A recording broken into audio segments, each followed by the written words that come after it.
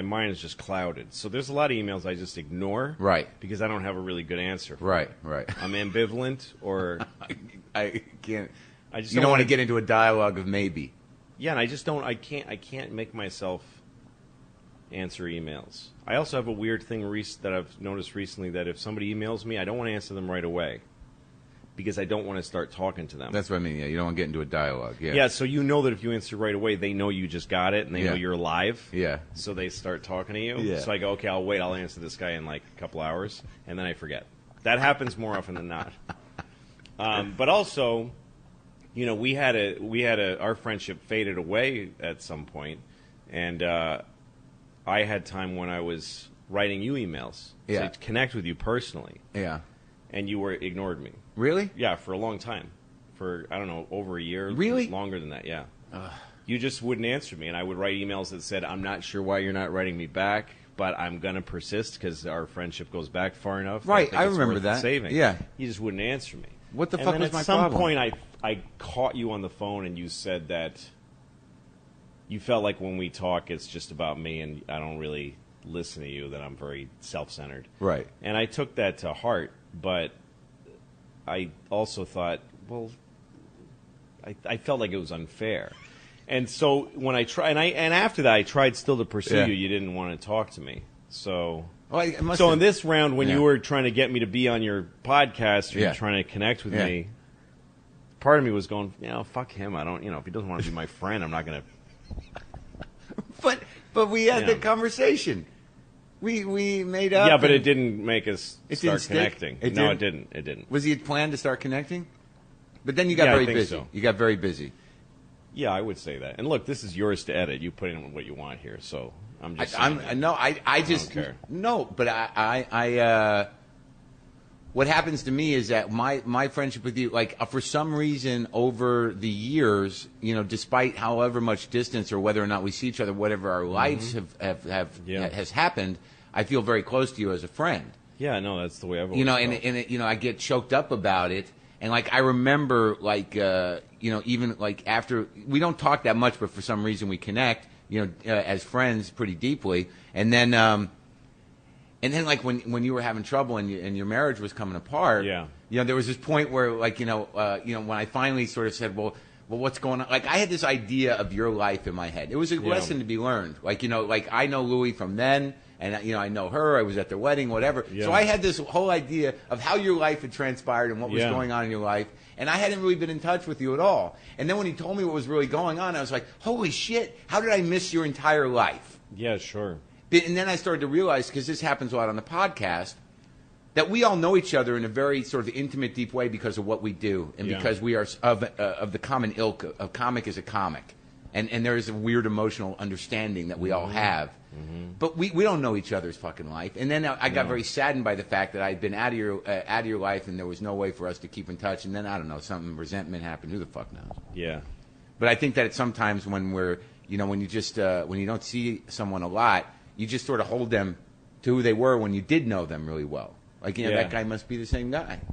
Yeah, I think that's true. And I mean, we started out together, so. We did in a weird way, because I was thinking the first time I ever saw you, period, I was in Boston, probably 1986. Yeah. I was living in Los Angeles and doing all those drugs, and I was sitting at Played Against Sam's with Kevin Knox. Wow. Upstairs. Yeah. And you were darting around. You just had all your hair, and it was red, and you were skinny. I was about 18, 19 years old. Right. And I said to Kevin, I said, who's that guy? And he goes, that's some kid. He's some kiddie hanging around. Yeah, he didn't know I was a comic even. Yeah, you're just some kid. I wasn't really. But, no, the first time I saw you was at Catch. And in Boston. In Boston, yeah. But you didn't know me, I didn't know you then, but I remember. I didn't know you, and I didn't like you on stage the first time I saw you. Yeah. You were very aggressive. Yeah. And you were also you were in a lot of turmoil. I think you were just coming out of all this sort of Sam Kinison coke business. Yeah. So you were very. You exuded a huge amount of insecurity and craziness. And undisciplined, though. Yeah. I didn't think I was. You made me uncomfortable. And then I met you, and then David Cross, I think, said, I'm going to hang out with this guy. You want to come with me? And he told me it was you, and I was like, oh, that guy. So then we went to the Coffee Connection, where I worked. Where you were working, which is now Starbucks, like yeah. else. And you were washing dishes. It was like a movie, like a bad movie. Like it was a pile of fucking cups and saucers, and you were washing them with a big, hang over the sink spigot. Yeah. And you had an apron on, and you were miserable. Like you were really working hard, and it was a very humbling moment in your life. And you were like, "Oh, you guys, I got a break in a few minutes, so you want to hang out?" And I immediately liked you because of that that humbling moment made me like you a lot. And it was interesting to watch you go from being this kind of L.A. long hair, Kinnison pack, coked up guy. Yeah. You broke that. I watched you break that down, and I watched you start talking about who you were instead of doing your bits as that guy. Yeah. I started watching you. Humiliate yourself more on stage, which is a good. In a good way. Yeah. You had a huge humility wave that started coming in, and I think that's always been your progress has been like taking away more and more layers, taking away more of your defenses away from yourself. Not without a fight.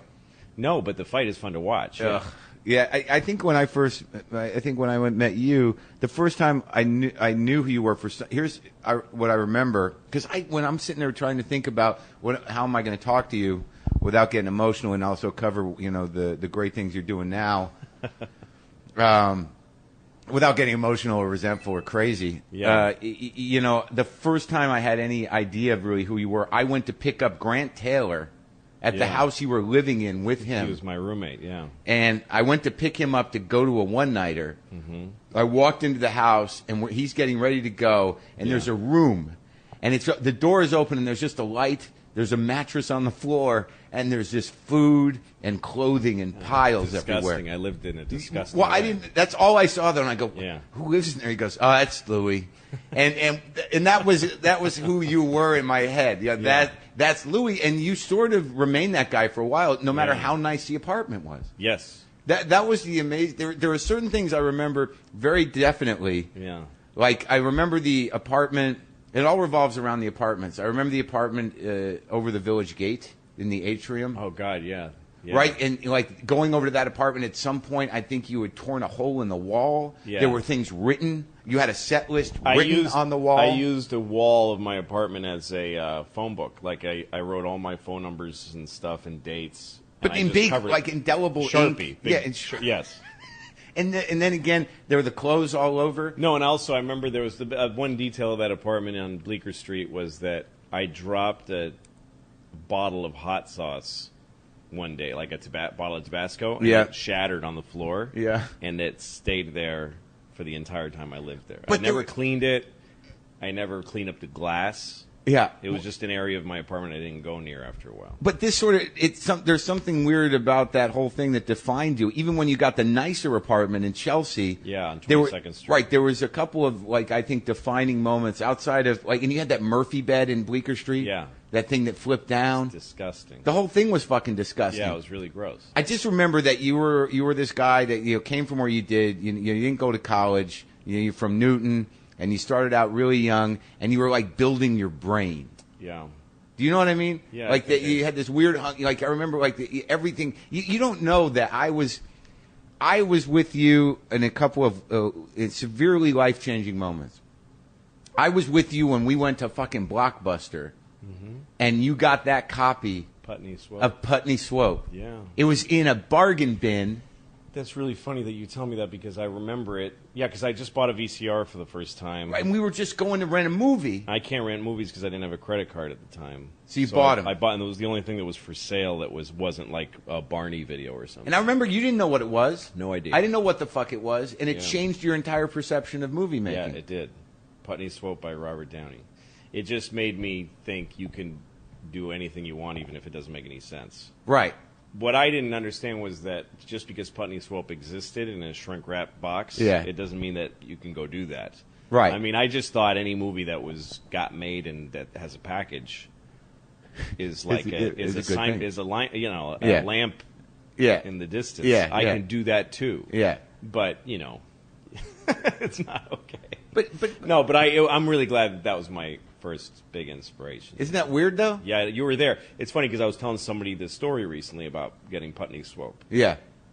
And you didn't remember forgot me. you were there. There's another thing I think you told that you forgot I was there. That was another amazing day. Is when we found that computer on the street. Yeah, yeah. Do you remember that was me too? I told that story on stage in Nashville recently. Really? Yeah. How did that end? First time I ever. Well, there were two things I learned about you that day. We found this fucking computer on the street. It was right by the Chelsea threw it in place. the garbage. Yeah. It was an old shitty computer. Yeah. And we took it into your apartment, and then like all of a sudden you became this computer wizard. I opened it up and I fixed it. How the fuck did you know that stuff? Because I took AV repair in junior high school.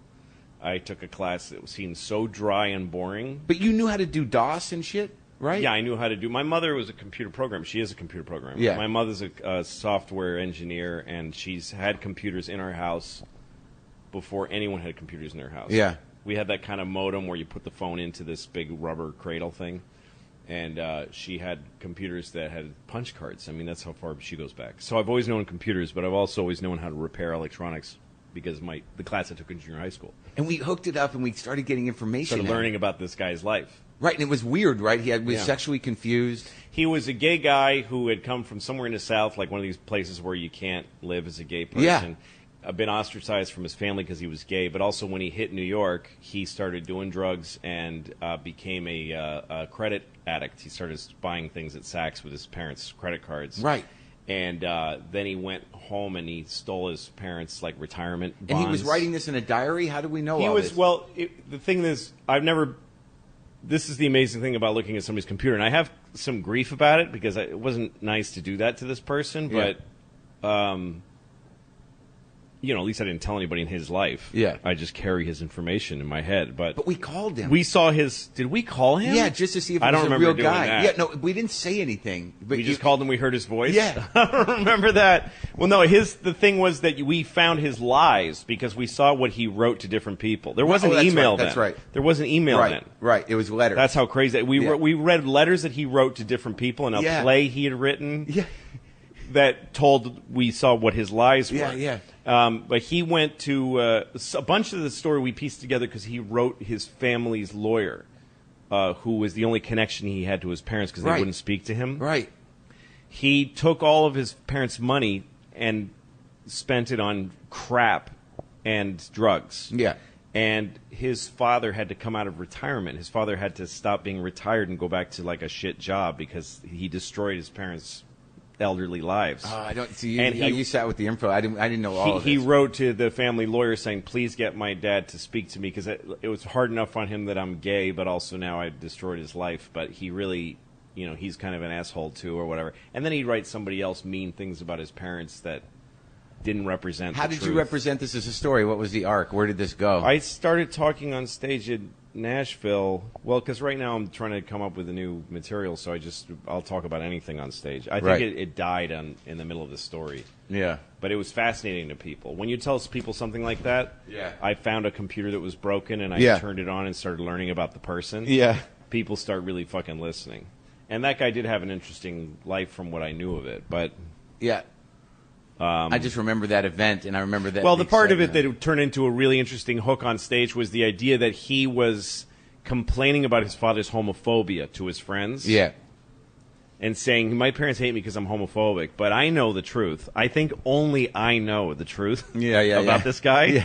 Yeah. That his parents hated him because he destroyed their lives because of his fucking credit problems and because of his drug addiction.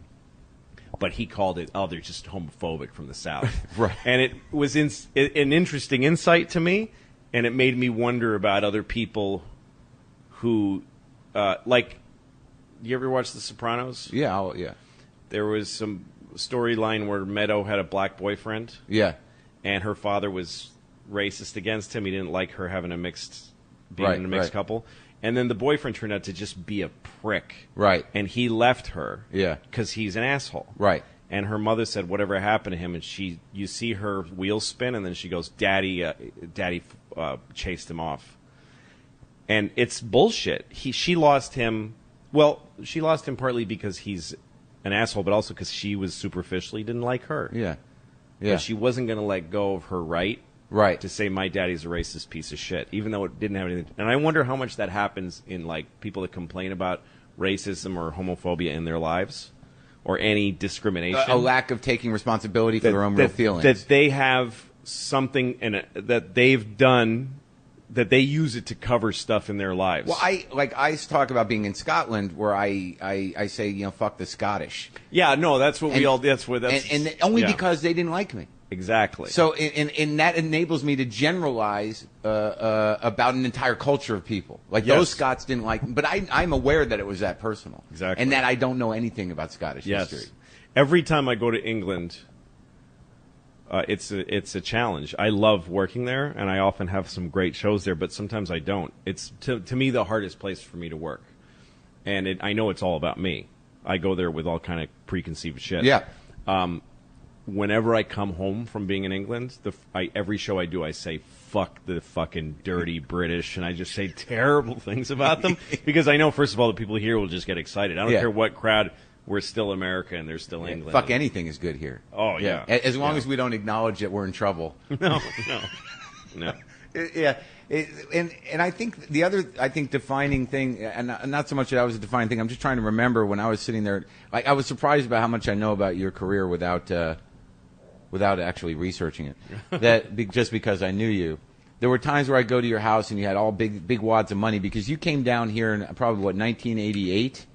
88, 89, yeah. And you and Nick DiPaolo, who you've known together. for years, and people see him on the show, you lived together in that fucked up apartment. Yes. That Barry Katz owned. Barry Katz's apartment. Barry Katz, who's, he created Last Comic Standing, right? He's Dane Cook's manager. He's Whitney Cummings' manager. Yes. I think he's still Jay Moore's manager. Anthony Clark, all those people. Yeah, I mean, he used to run a comedy operation out of a basement in Allston, Massachusetts, and there was a period in time where he just said, "I'm going to sign everybody." Yeah, and I was his first client. I was his first client, and I was also the first person to fire him. Yeah. But anyway, Barry had an apartment on 82nd Street in Central Park West, a little tiny studio. Right. With like one of those, like a stove that looks like it's a dollhouse, like it's a joke. Yeah. And it had a loft. So yeah. I had a bed up on this rickety loft and a bed underneath it. Yeah. And he charged comedians from Boston $150 each per month to have a right to use this apartment. How many were there? There was like 15 guys. And it was a terrible combination of guys. Anthony Clark was one of them. Yeah. Ed Regine, the guy from Providence. No. The guy who was put in jail for turning back odometers. Yes. And Wally Collins was one of them. Anyway, Nick and I went down there a lot. Yeah. And then Barry he was giving up, the lease came up. Yeah. And he didn't want to do it anymore. I don't think he was making enough profit. He was trying to make a profit. Sure. And he wasn't making enough, so he was giving it up. Yeah. And Nick and I contacted the landlord when we got the place. Right. And then, like, and you and Nick were working at Catch a Rising Star, and I was wandering through the streets with Todd Berry wondering why we couldn't work at Catch a Rising Star. Yeah. And I just remember you taking out of your pocket wads of cash after an evening at work. Yeah. And I was just sort of like, fuck. But he's doing that to hate me. Well, yeah, so that was a cash business then, and you'd get $50 a show, and there was that one really heightened time in the late 80s. Yeah, where it just money. You could do 10 sets a night. That's right. And they were $50 each, and I had a motorcycle then. Oh, yeah, the fucking motorcycle. I had a Honda Super Sport 750. And that was that time where you used to run up and down the FDR, and you wrecked it. I used to go on the FDR doing, like, literally 100 miles an hour so I could get to shows quicker. And I'd do, like, 2 shows at the Boston Comedy Club. Yeah. 1 at the Cellar, 1 at the Village Gate, or 2 at the Village Gate, and then I'd run screaming uptown to do the Catch and the comic strip. And Didn't you wreck that fucker? A show. Yes. You laid it down. It freaked you out. You somehow walked away from it. Yeah, it was a weird turning point in my life because I remember one day, it's just funny because you mentioned the pockets full of cash. Yeah. I remember one night I'd done like 10 shows. Yeah. And I was 23 years old, something like that. 22 years old. Yeah. And I parked my bike at my garage in the Village. Yeah. And my pockets were bulging with cash that I had made. And I mean, $50 a show, 10 shows. So what's that? That's $500. Yeah. $500 for a night's work. Right.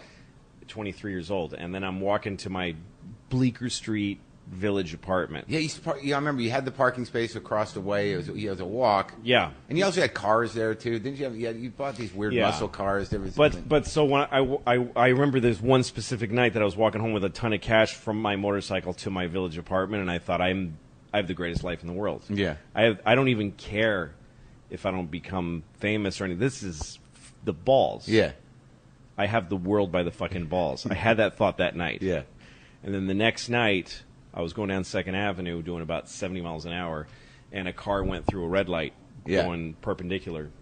And I never even touched my brakes. I just plowed right into this car. And you flew over it. I flew over the car. I lost my sight, but I was still cognizant, I remember. Yeah. And the bike was in pieces. My sight came back, and the bike was in pieces in front of me. I heard a woman scream. It was a nightmare. And I got strapped to a board and taken to a hospital. And after lots of CAT scans and tests and shit, this doctor came in to me in the hallway of, you don't have a room. Yeah. And he said, "You're fine. You're stupid. Don't ride motorcycles anymore, but you're fine." And he said, "Take it easy for a while." And so I hopped off of this table, and I thought, I'm just going to go home. But, the threshold to which you need to be hospitalized is still pretty badly. I really fucked myself up. And I could barely walk. I mean, I was in really bad, but I hadn't broken anything. So everything was sore. My whole body had bruises all over the side of it that grew as the weeks went by. Like for 2 weeks, I was like in bed, like on your hip and shit. Yeah, on my leg, and I was a fucking wreck, and my motorcycle was gone. Yeah, and I slept that night, and I just felt really terrible. I think I'd peed myself. Like, it was just really bad, humiliating experience. And then I looked in the mirror the next day, and I was balding. I saw it for the first time. Yeah. That I was losing my hair. Right. And, within that week, Catch, Rising Star closed. That was the first. Catch and the Improv went down, 1-2. Mm-hmm. They both closed. And things started getting really bad. Things immediately started getting bad. And then the 90s came, and all the clubs started closing. Yeah. And I couldn't make a living anymore, and I couldn't pay my rent. That night was a huge, instant turning point. Everything from that night on in my life went badly. Yeah. For 3-4 years. I've always believed that, despite what you think, I think of you, that, out of anybody I know, and I've always said this, that if anybody, has the capacity to create, some genius in this fucking game, you're the guy. Thanks. Because your work ethic is unique, and you very consciously let things get so fucking bad for yourself in order to see if you can rise from it. That's always been this weird ethic you had. That even when you were I remember one time in that fucking Chelsea apartment that you were surrounded by garbage. I mean, real garbage. There was garbage bags that were not being taken out, and I said, "Why don't you take this out?" And you just said, "I just can't do it." I couldn't do it. And there was dishes, there was stink in there. Yep. And then it was right around the same period where you shit yourself on purpose. I don't think I ever really did that. Oh, you don't? I used to do a joke about that, but I don't think I ever really did that. Okay. I used to think about it just shitting my pants and then cleaning it up and chalking it up to experience. Yeah. Right. But there was all this. I don't think I ever did that. Okay, all right. I don't think so. I might have. I don't know. But when was the transition? Now, I guess at that time when all the crap started hitting the fan, you got your first writing job, writing for Jon Stewart when he hosted the Carolines. Was that it? Was that the first writing job? Colin Quinn hosted Caroline's Comedy Hour. Jon Stewart was the head writer. And you were the writing for that? Me and David Tell and Susie Essman were the writing staff. And that started your writing career? Yeah, that was the first writing job I had, And then you went from there to Conan after a period of time? Yep. Because I think that's important, especially because a lot of comedians listen to this and a lot of people that are interested in comedy listen to it, that the thing that makes you that thing that evolved you into the great, auteur that you are now and personal comedian was that you were one of these guys, in my world, after a certain point, me being jealous of you, it serves no purpose, because, and people don't realize this when they listen to this, is that, your automatic feeling is I'm a comedian, that guy's a comedian, why the fuck does he get that? Right. That people don't realize it, and then at a certain point you're like, well, because I can't do what that guy does, or I'm not doing what that guy does. He's playing a different instrument. That's all. Yeah. But because we're all comics, you think who gave them that? Right. And the thing is that you could write and produce television and do stand up, and you were making short films at the time, all in At the same time. Yes. But what's happened now, and we can talk about it because it's interesting, because your evolution from what was basically an absurdist point of view, that when you started and all the way up to probably, not that long ago, your jokes were really, about ridiculous, silly poetry. Yeah. They were crass, and some of them were deep, but they were still not invested in your life. Absolutely true. Yeah. And at some point that turned, because I think your anger got to a level where you thought you were denying yourself. Yeah. By not engaging in your life. Yeah, definitely. Now, so you were one of the original crew on the first Conan. You defined the original Conan O'Brien show with Dino and with Robert. Yeah, Robert Smigel was the head writer, and that was what stopped the slide for me, because after that motorcycle accident, I just kept losing money and opportunities. And I remember I called you. That's funny when you're talking about things that you were there for, because you had moved to San Francisco. Right. You had this forward thinking of like, I want to actually live like a human being, and I don't want to live in this place where if I can't get two shows in a week, I'm literally starving to death. Yeah. So you moved to San Francisco and we're living like a person. And I had visited you out there and I loved the life you had. And then I went back to New York and I was doing Tony Camacho gigs. But wait. Can I just put something in real quick? Yeah. You went to San Francisco, I think, and this is who Louis is. I think you bought a car off a comic. Didn't you? You bought a Trans Am? I went to L.A. and I bought, because I was going to do L.A. and then I was going to do San Francisco. I bought a 68 Mustang. But this was just a road trip, and you bought a car. I bought a car. But you know what? I don't regret that, because... No, it's not a matter of regret. It's just who you are. I couldn't rent cars because I couldn't get credit for years. Yeah. Because I couldn't pull my life together. So you bought a car with it? I bought a car. It cost me $1,100. It was a black 68 Mustang. But didn't you lose your credit because you bought a car with your Amex? Yes, that's why I lost my credit, because I bought a BMW with an American Express card. And I had to give the car back, and everybody that was involved with it, the car dealer and Amex, were like, we're going to let you out of this, but you're never going to get a credit card again. Right. It took me... Well, I finally got a credit card by getting one of those credit cards that you just pay money for. I remember that. And it rehabilitated me. It took me years to get a credit card. And the other thing you did was you were locked out of your apartment once, so you got a room at the Ritz? Or something like that? I used my when I got an Amex card, I just became an idiot. Yeah, I couldn't get into my apartment, so I got a room at the Ritz-Carlton in Central Park. Yeah. And I stayed there for like 3 nights. And Amex isn't a credit card, It's you got to pay every month. Yeah, I know. So I just couldn't. Yeah. There was 1 month that I just went. I bought a BMW. I stayed at the Ritz, and then that was it. Yeah, and I was also on an installment plan with Amex for years to pay that back. I have an Amex card now. I don't know how they don't remember, but you bought the Mustang for $1,100. $1,100, and then I drove it from L.A. to San Francisco. I was with a girl who wasn't fucking me, but she wanted to go camping with me, and she and I drove around and camped. We bought 2 pup tents and we drove around in a Mustang and went camping in like the Great Grand Canyon in fucking Utah, and it was a tremendous trip. But you guys were at each other's throats, right? We hated each other. When we got to Yosemite, and she was being so awful to me, that I said, "I'm taking you." She had somebody she was staying with in San Francisco, right? And we were supposed to be there like in 5 days. I said, "You're going to your friend's house today." And we got in the car and we drove through Yosemite all the way to San Francisco without speaking to each other. Oh. And we saw like fucking bears, fighting, and we couldn't talk to each other about it. But and she's now. I actually got emails from her last year, and I was really happy to hear from. She was a cool person now. Yeah, she is, kids. Yeah. We all have kids now, except for you. But okay. So sorry. Anyway, this is your when I called you. Yeah. At Conan.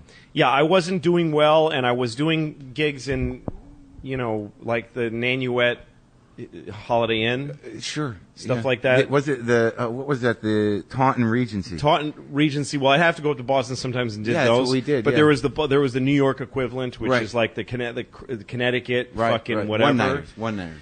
And places like Ronkonkoma Comedy Club in Long Island. I mean, just terrible.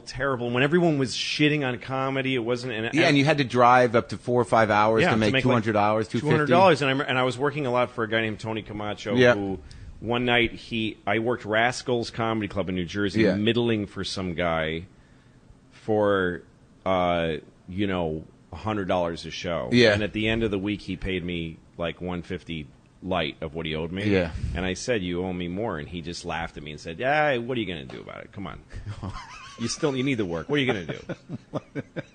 And I was like, wow, you're just going to take my money. But he was right. I worked for him several times after that.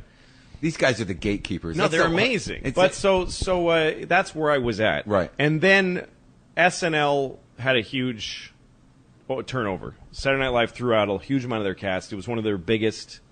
That's when was that when I went in? Was it 95, 94? Oh, no. This is 93. Right. Or summer of 93. Right. And everybody I knew got hired. Every single person. David Tell was a writer. Yeah. Jay Moore was a writer-performer. Sarah Silverman, writer-performer. Laura Keitlinger. Yeah. Janine Garofalo. Yeah.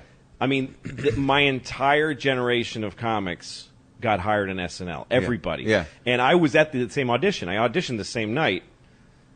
And I remember I was on first. They put me on fucking first. And Jon Stewart was hosting. Right. And Louis Ferranda, who ran the club then, the SNL people hadn't shown up. So Right. he said, I just want to start. Let's get going. And he told me to go on without them being there. Yeah. And I said, but they're not going to see me. And he said, we got to get going. I don't care.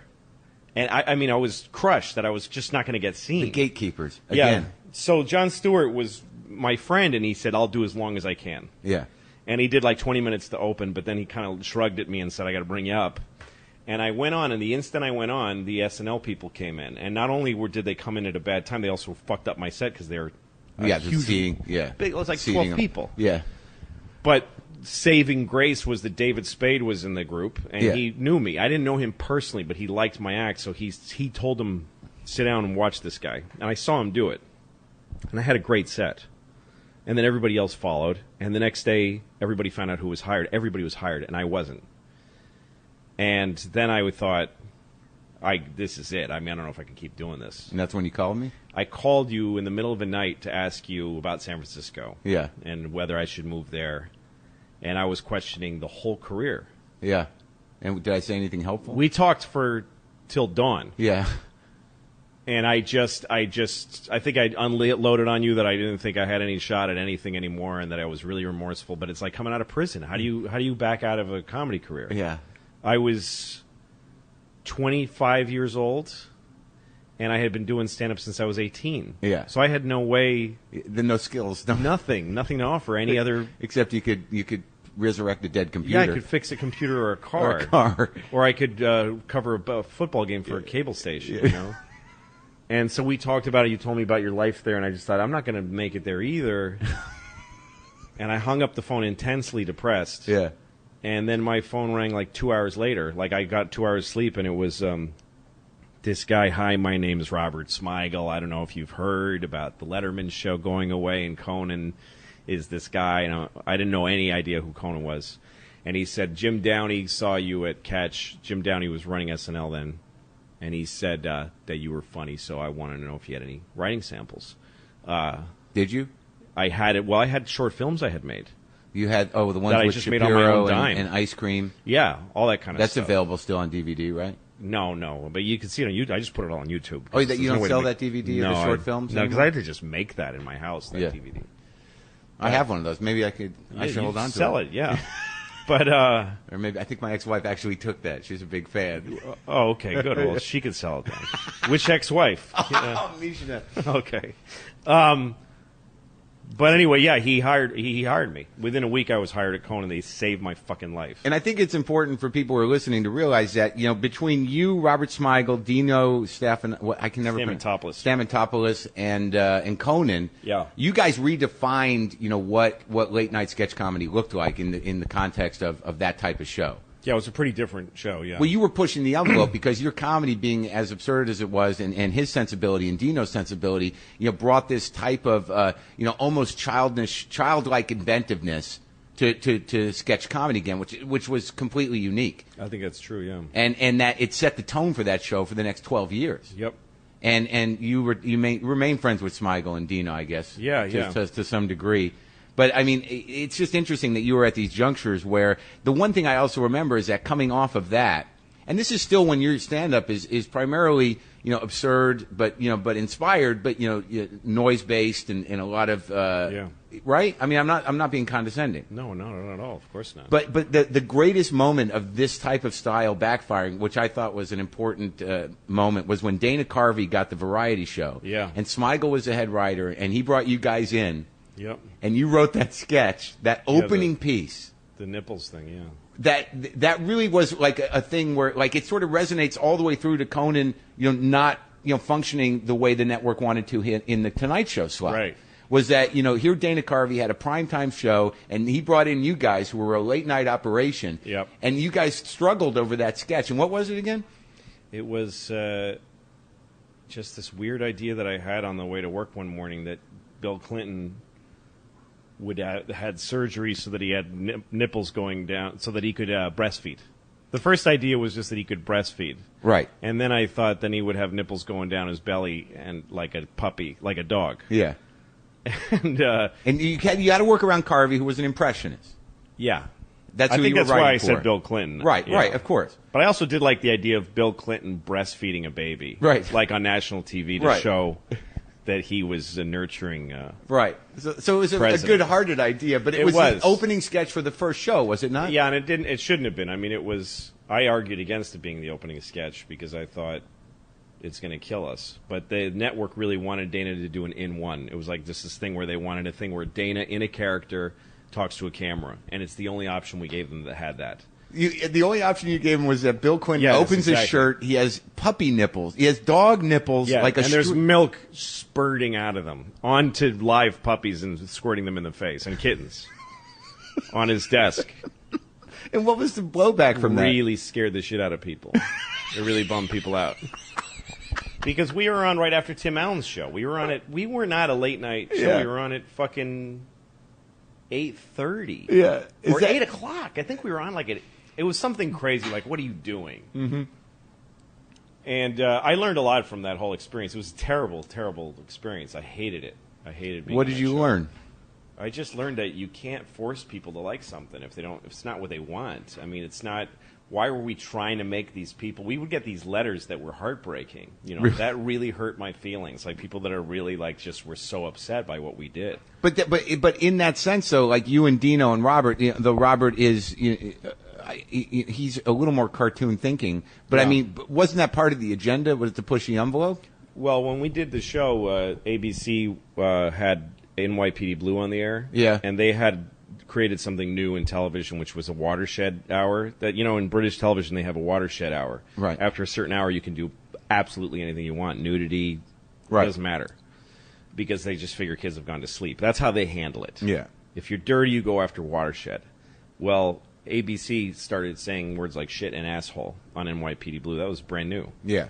So I think actually we were on honestly, I think we were on 9 o'clock because we were right before NYPD Blue. Right. And so that's what they said. You're the first show before that time, so you can be really edgy. We want you to get in trouble. We want you to make waves. That's what they told us. The wrong group of guys to do that. So we came on. I was actually the head writer, and Robert was the executive producer. He wanted to make me head writer because he wanted to be on. He was in the cast. He wanted to be able to do both. And but then after we signed during the summer that we developed the show, ABC was sold to Disney. That's when that happened. Right. ABC was bought by Disney, and so we all of a sudden everything changed. Yeah. And they said they didn't stop saying you're on before NYPD Blue. They started saying you're on right after Tim Allen. That became the focus of the show. Right. And they put Dana on a huge 2-page ad in TV Guide with his arm around Kermit the Frog. Oh my God! A picture he never posed for. Yeah. And he was furious. Yeah.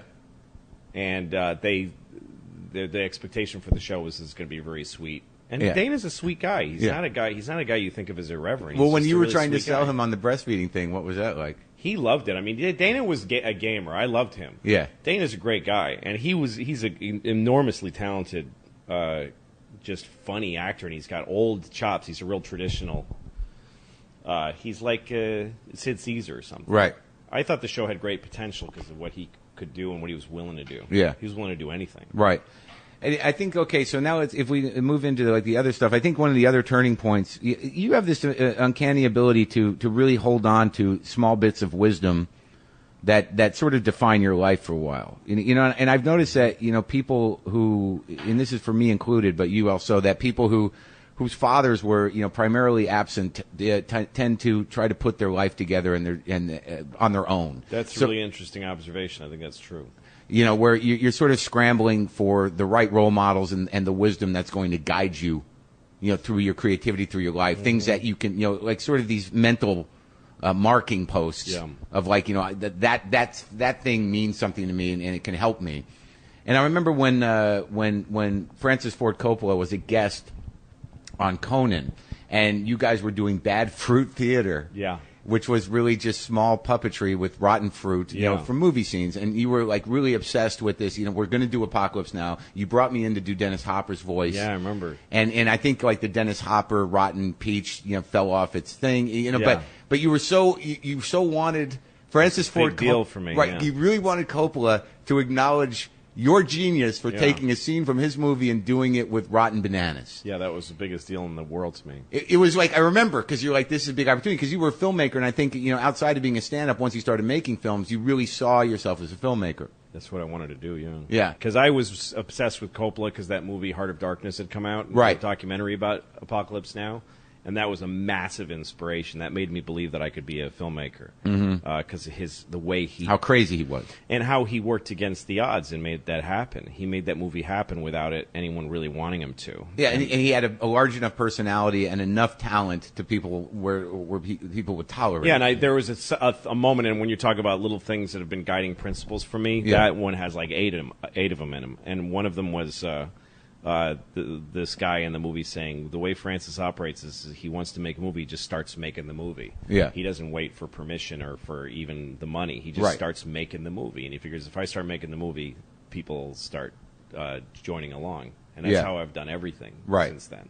Just start making it and give it a life. You know? Well, that always amazed me about you, and we'll come around to that in a minute, is that, you know, you wrote an entire you would write these scripts that were based on ideas that, like, you know, I would have if I had the idea, be like, that's ridiculous. And you would have this ridiculous idea and write a movie about it, What was that fucking script, The Beard?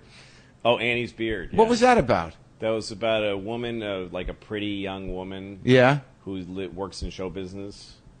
Based on Lorne Michaels' assistants. He had all these blonde assistants back then. Like a mean-spirited pretty girl who works for a big studio mogul. Yeah.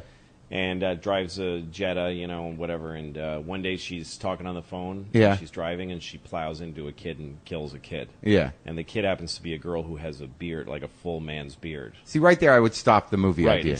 Exactly.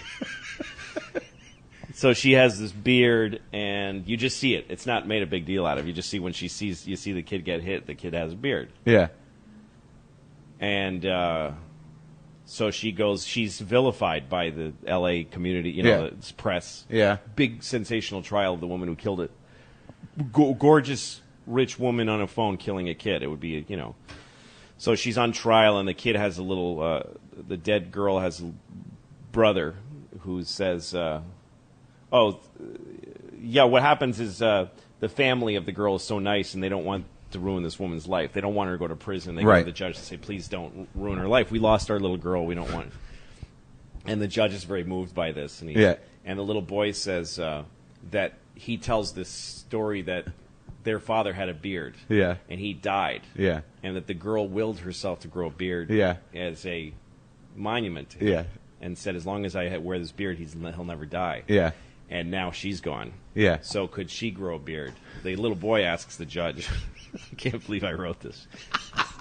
And so the judge says you have to get a beard put like really, not like a fake beard, but you have to really grow a beard and keep it for the 10 years you would have done in prison.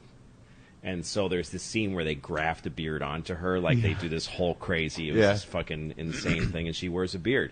And she has a probation officer who just makes sure, like gives it a tug and makes sure it's there always. Yeah. She's not allowed to obscure it, you know. Yeah. And there's a whole thing where she goes and tries to wear like she goes to like a store where they sell burqas and other Middle Eastern. Yeah. And learns about concealing beauty and what that means to Muslims and stuff. And it destroys her life. She can't work in television. She can't. It's a cosmetic industry. Yeah. So it's about her coming to terms with her life and her value as a person. And her beard.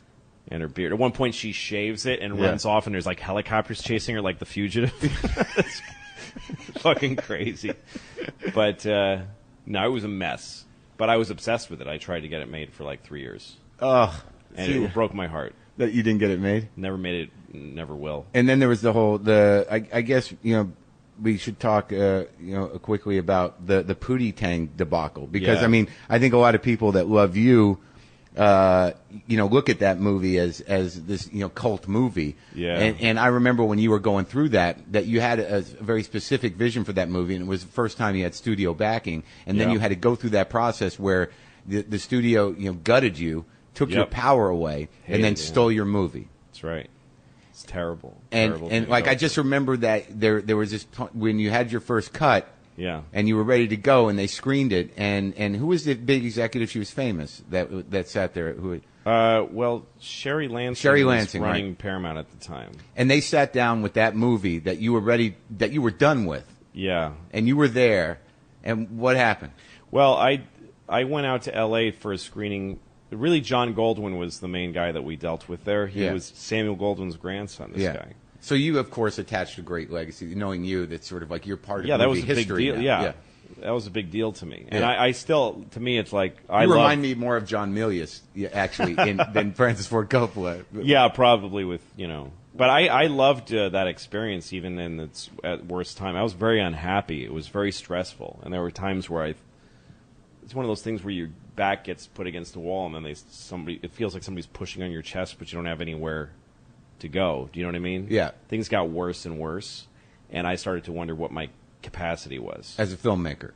As a human being. I wasn't sure what my capacity was to take the stress I was taking on. So you made this and cut. The fear that I was living right. with. But your vision as a filmmaker is fairly specific, and that was a fairly specific I made that movie exactly the way I wanted to. It was and in cutting it, I found out, first of all, that I had made a flawed movie. Like, it wasn't good. Yeah. I didn't make a beautiful movie that Paramount destroyed. I made a flawed movie that didn't really hang together as a feature.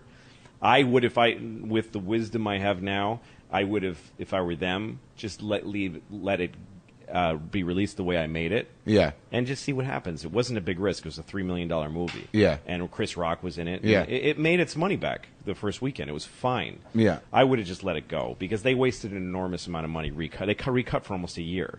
And they just poured money into it trying to make it better, and it never was going to be any better. It just got worse. But did you get that feeling during that time? Because I remember the time where there's a story about about Ken Kesey and One Flew Over the Cuckoo's Nest, which was a stage play. He agreed to letting them make the stage play from his book, but he did not sign off on the movie. Right. And there's that story where they figured out a legal loophole, and they based the movie on the stage play. And an interviewer asked Kesey, "Did you go see the movie?" And he said, "Look, if a couple of Hell's Angels came to your door and knocked on your door and said, 'We're raping your daughter, you want to come out and watch?' Yeah. Would you go?" No, it's a good way to put it. But I didn't think of that movie as my kid. Also, I signed on to it.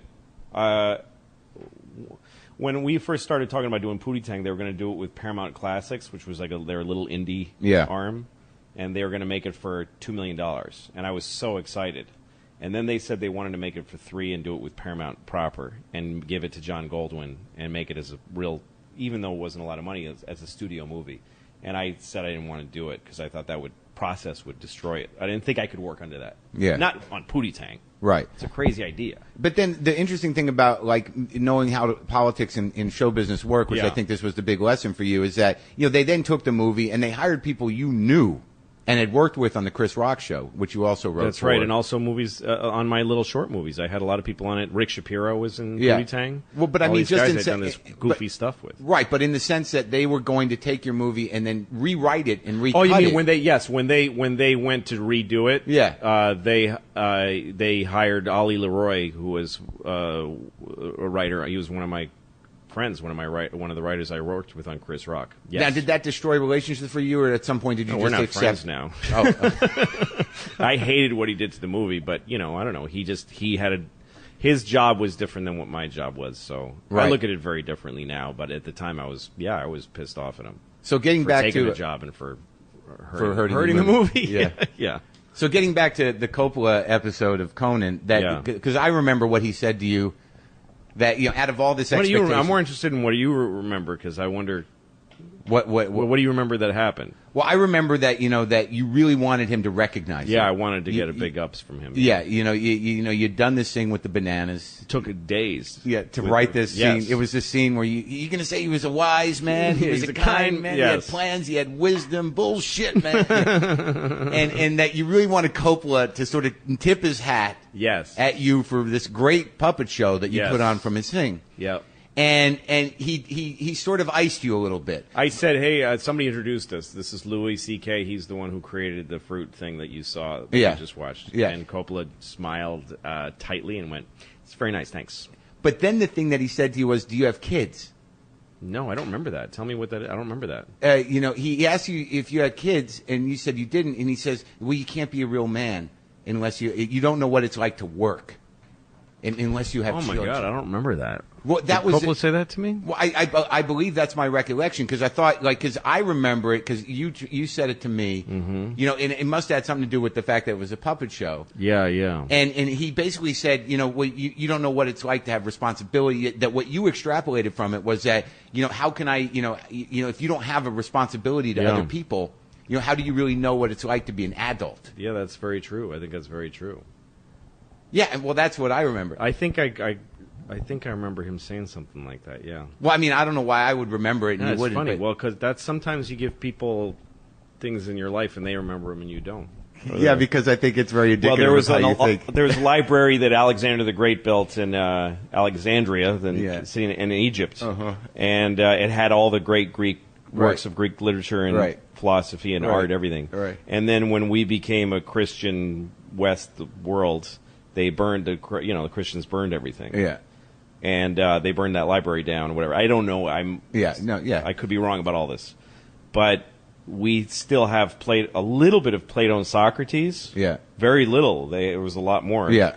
Because the Muslims kept it. Because when the Muslims did their run of conquering the world, they kept stuff. They didn't burn other people's work. Right. They would integrate it and save it. Right.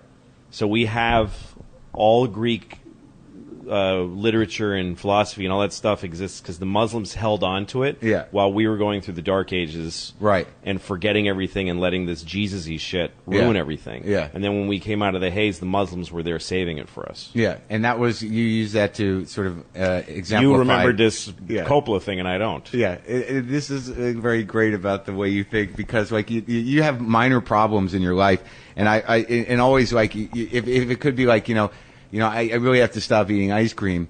And then you go off on like, because I was reading the autobiography of Theodore Roosevelt. And you have this way of taking these, global history of great movements to sort of like, as wisdom, which I think goes back to this idea that, when you have to parent yourself, you might as well. Well, it's like what the Jews do. The Jews, they keep their whole people's history together, and it keeps guiding them, Mm-hmm. So, no, I definitely think, I definitely like stories. Yeah, and the one other thing I wanted to bring up before we go into the other great memory, there were two things that happened at the Chelsea apartment, I think, that were great, was at some point in the middle of that fucking mess, you decided you were going to play trumpet. And you went out and bought a very expensive trumpet without any real plan in place to learn how to play trumpet. And you brought the trumpet home and you put it on the mantle and you jerked off. And after you jerked off, you realized that if you had just jerked off before, you wouldn't have bought the trumpet. Yeah, no, it's worse than that. What? Because I went to Times Square to buy the trumpet. That's where all the music stores are. Yeah. I just wanted to buy a trumpet to learn how to play trumpet. And I went into Sam Asher, one of those places. And there's all these, student trumpets. Yeah. For like, $100. Yeah. But I started going up there's a really nice one. Yeah. And the guy started showing me, here's like a nickel-plated, beautiful trumpet. Yeah. It's got a flawed bell because it was hurt, but they repaired it. Yeah. And it was like $1,400. Yeah. I didn't have any of that kind of money. Yeah. But I went to an ATM and I took out like everything I had in the bank. Yeah. And I bought this fucking $1,400 trumpet without having any ability I'd never even blown into a trumpet before. Yeah. And then I was walking through Times Square with this fucking thing in my hand, just freaking out and feeling bad. Yeah. And I went and ducked into what they used to have then, those fucking porn the peep shows. Yeah. Next thing I know, I'm in a peep show booth, those little upright coffins, Yeah. looking at a chick attired fucking Latvian girl probably, through the window of this peep show and jacking off. Yeah. And it's like a 2 foot by 2 foot room. Yeah. And I jerk off and I came on the trumpet case, which was standing between my legs. Yeah. And once I came and I looked at this cum on the trumpet case, on this beautiful, brass buckled trumpet case. Yeah. I realized if I had come to this peep show first, I wouldn't have. I could have saved $1,400. I wouldn't have the fucking trumpet now, which I never really learned how to play. Yeah. That was an important thing for me to realize that. In what way? Well, I the only time I went to a therapist for a while, and he started dragging me through my past, and I couldn't do it. It was exhausting. I couldn't do it. And I also didn't see an end to it. Mm-hmm. And I started saying to him, I don't want to do this anymore. Can you just give me some advice? Yeah. Can we just boil it down to how the fuck do I get out of my own way? Yeah. And he told me, all right, well, when you do things that you regret all the time, like eating bad food or jacking off in a weird, shameful situation you wish you hadn't, sexual compulsions behavior, eating compulsions, he said, you're not, the issue isn't the food or the sexual object. Yeah. It's anxiety. You're having anxiety, and you're doing these things to try to feel better, deal with your anxiety. Right. And maybe if you tell yourself that in the moment, it might help you. And that was an enormous help. I mean, that's sort of what I told myself with the trumpet, which is every time I'm starting to have like a thing that I'm not in control of. Right. Like I want to buy a motorcycle. This happened the other day. I want to buy a fucking Triumph Bonneville motorcycle. I have no business buying a motorcycle, but I poured over the website, started reading reviews of Triumphs, and trying to talk myself into it's okay to spend $8,000 on a motorcycle. But I'm practiced now at stopping and going, why are you looking at? It's got nothing to do with motorcycles. You're anxious. Something's irritating you, and in just the act of doing that, cuts you off of the. Sometimes that helped me just now because that's what I realized that with myself that I'm not a depressive, but when I get anxious, I get overwhelmed and paralyzed. Yeah, and that the only thing you can do is to feel better. Jacking off is a great way to get rid of anxiety. Oh yeah, it is. Yeah. It's built in. It's not sexual, and knowing that it's right. It's not sexual. Very helpful. It is very helpful to know this is just I'm having a function.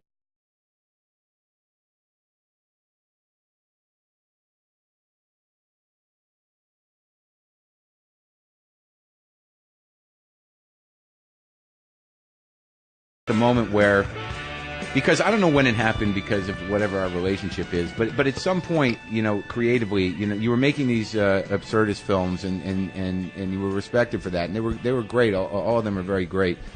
But your stand-up was still at this place where you're like, I have a peach. Yeah. And then at some point, and some people in the community were surprised by the transition because you were really a uniquely poetic absurdist comic. And you got a lot of respect for that. Right. But then all of a sudden, something broke in you. Yeah. And you were all of a sudden doing, personal revelation comedy. I mean, you were a guy that if an audience member, interrupted you, you were like, I don't even know what to do with that. Yeah. You didn't even know how to do crowd work because it was beyond you.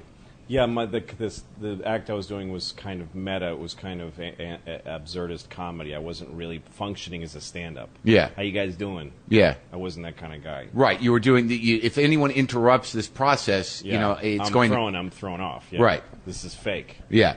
So what was the moment, if there or a series of moments that made you snap and get angry and realize that life is pummeling me, and this has to be relevant. Well, I think it was. I guess it was having children. I guess having kids was a big revelation for me because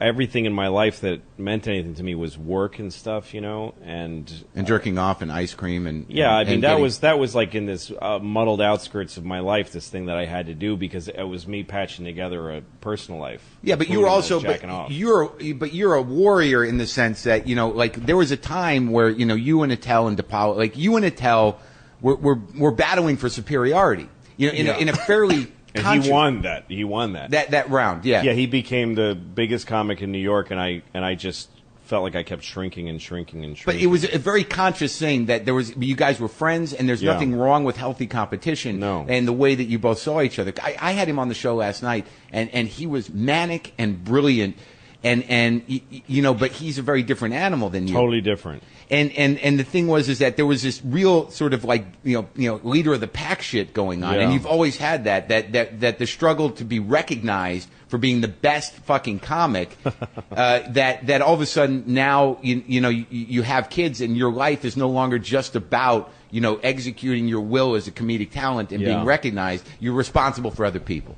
Yeah, definitely. And that sort of must have imposed on your sense of narcissism. Yeah. To have that responsibility. And I think the struggle of that first special, which I think redefined you, was you struggling with the fact that you might have a problem, a competitive problem with your children. Right. They were an imposition on your life.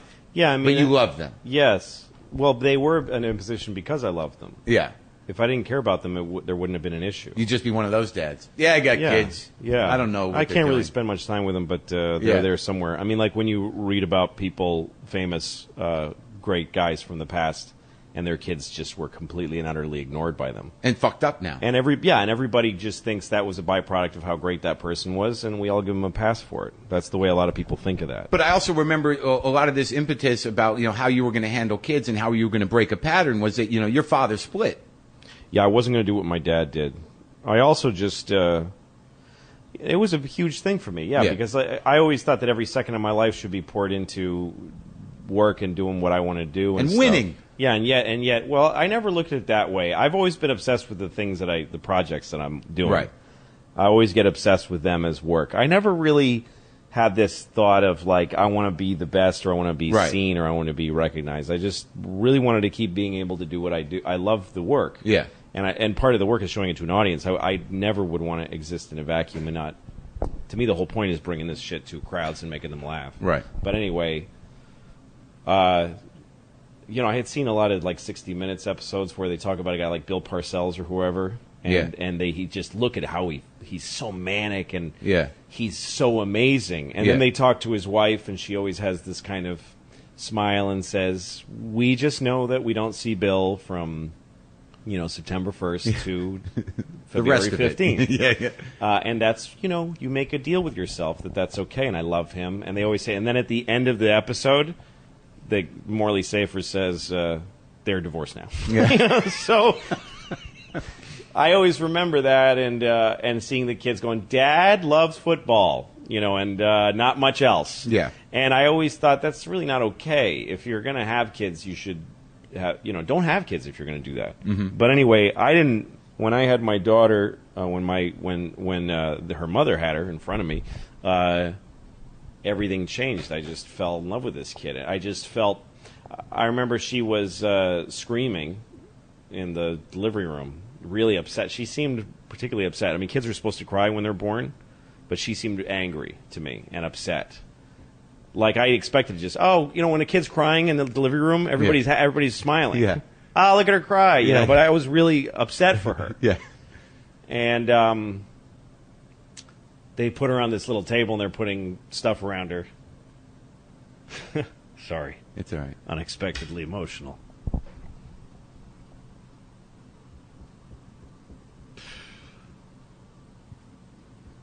It's not a story that I tell a lot, so it's all right, man.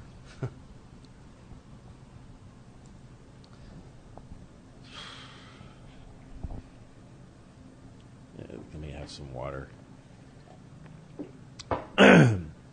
Water is good. It washes away your love for your children, so you can talk without a shaking voice. Yeah, they put her on this little table, and they're fucking jabbing shit into her, and they're just rough with her, and she's screaming at her mother. It was a C-section, so her mom was being sewn up. Her mom was just taken away. Right. And I'm like in the middle of this. I'm between her mother. Like, do I care for? Also, her mother is who I'd been caring for. She'd been pregnant for 9 months, and I'd been caring for her. Yeah. And it all had been about her, the mother. The thing that happens when you have a baby is, for the better part of a year, you live with pregnancy. Right. And it's all about that. Right. And then you sort of feel when the woman's in labor, you just think this is about getting this woman through this. Right. And when it's done, we're going to go, that she and I are going to go home. Right. Yeah. You really don't, as much as you think you understand, you don't really understand that it's someone else. You just know you got to go to the hospital. You got to go to the hospital and get through this thing that we've been taking classes about. We've been reading books about it. Yeah. I've been coping with her emotional instability and her volatile, suddenly we're going to build a new kitchen. I got to go buy wood, I mean, stuff like that. And she was really into her pregnancy, and I was there with her. Mm-hmm. And then you just don't know till you see the kid's face that there's somebody who's now going to be with you for the rest of your fucking life. Yeah. And so I didn't know how that would feel. But when she came out, it wasn't about my feelings. Yeah. It was, this kid is scared shitless, and she's really angry of being taken out of her mom. Yeah. And I was pulled for 1 second. There's this woman that's been the center of all this. Yeah. She just got cut in fucking half in front of me. Yeah. They just made a hole in her belly and took this kid out. And she's being sewn up, and she's alone. Yeah. And this kid's over there, and she's alone, and I'm in the middle. Yeah. So I went to the kid. Yeah. And I got my head next to hers, and I said, she's screaming, purple face. Yeah. I said, it's okay, it's okay. You're Yeah. going to be okay. It's all right. I'm here. Yeah. And she stopped screaming on a dime, turned and looked right at me. Uh-huh. And, kids can't see Yeah. an inch in front of them Yeah. until they're like a couple weeks old. Yeah. But she turned her head and opened her eyes and looked at me and stopped crying. Oh, my God. And everybody, all these practiced people Yeah. said, oh, my God, she heard you. One person said she heard you, and then one woman who I didn't know what it was, I just heard a voice say, she knows who you are. Yeah. Oh, my God. Yeah. And then somebody at that moment stuck a fucking pin in her foot or something and had blood and just screamed again. But I didn't understand that I had a role in this kid's life until that moment. Right. And so it became about this kid. Mm-hmm. And she changed everything. And one way that she changed it was I expected her to be unhappy. I figured my whole... In general? Yeah, just because she lived in someone's belly and she was this, living this perfect life. And then you're taken out to where your skin is raw and being hit by the atmosphere and you cough all the time. And you just, what an awful life. That's the way I always looked at it. Like, it's just terrible. And the moment you're born, you're coping. Yeah. Right out of the gate. You must just be this awful. Is it. Yeah. You shit and piss and just, diapers and just what an awful life. But after that bout of crying, she was, within an hour she was breastfeeding and she was happy. Yeah. I watched her eat her first meal. And I watched her shit her first shit. Like, I saw the system start working right in front of me. Right. And she dealt with it beautifully. Yeah. And I was inspired by her.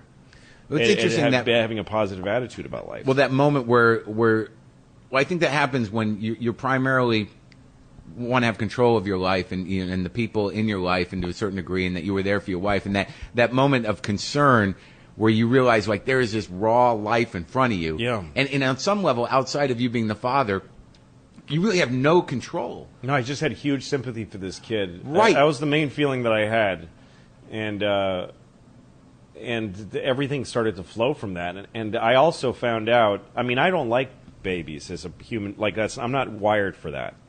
And before I had kids, I was really worried about having kids because I don't like being around babies. I didn't like them. I didn't feel sympathy for babies in the past. Yeah. And I didn't know how I would get. I thought it would just be taxing to be have someone screaming or crying, to not be allowed to things on paper that you know about being a parent. You don't sleep very much. They get you up in the middle of the night. I was like, you knew all that. Yeah, and I was like, I can't do that. Pregnancy gives you some training for that because your wife gets up in the middle of the night. She has to pee. She needs help. Yeah. Pregnancy is like a perfect training program for having a kid. It's the closest you can get anyway. But anyway, what I learned was that I could do it all. I didn't mind getting up. I didn't mind being bleary and unsleepy. I didn't mind her screaming and crying because I just had sympathy for her because I wanted her to be okay. So I found out that I'm a patient person. I didn't know any of this about myself. I'm a patient person, that I had capacity for love, for giving love and affection that I didn't know that I had, and receiving it, and that I was really interested in teaching her and talking to her and interacting with her, all this stuff that I never knew I had. So it made me, and all this stuff about my own anxiety about my life just went away because I didn't give a shit. I instantly knew that I'm going to get old and die, and I wasn't afraid of it anymore because it's about her now.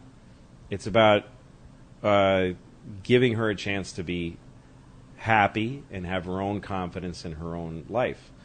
That's what it became about. But it was a struggle. That I didn't give up without a fight, like you said. In the special, and I laugh at that special for different other reasons than other people. I laugh at it because I was such a young dad. That shit's old school to me now. Your kid gets you up at night, so what? But I also think it represents the conflict of it sounds to me what happened was, you've got to accept that, as I do, that we are and can be extraordinarily narcissistic.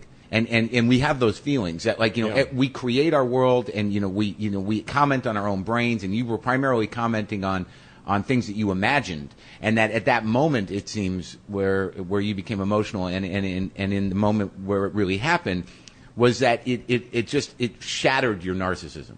It also taught me to be a man. It did what Coppola said it would. It taught me to be a man because you can't fuck around when you have kids. Right. You can't afford to go into a depression.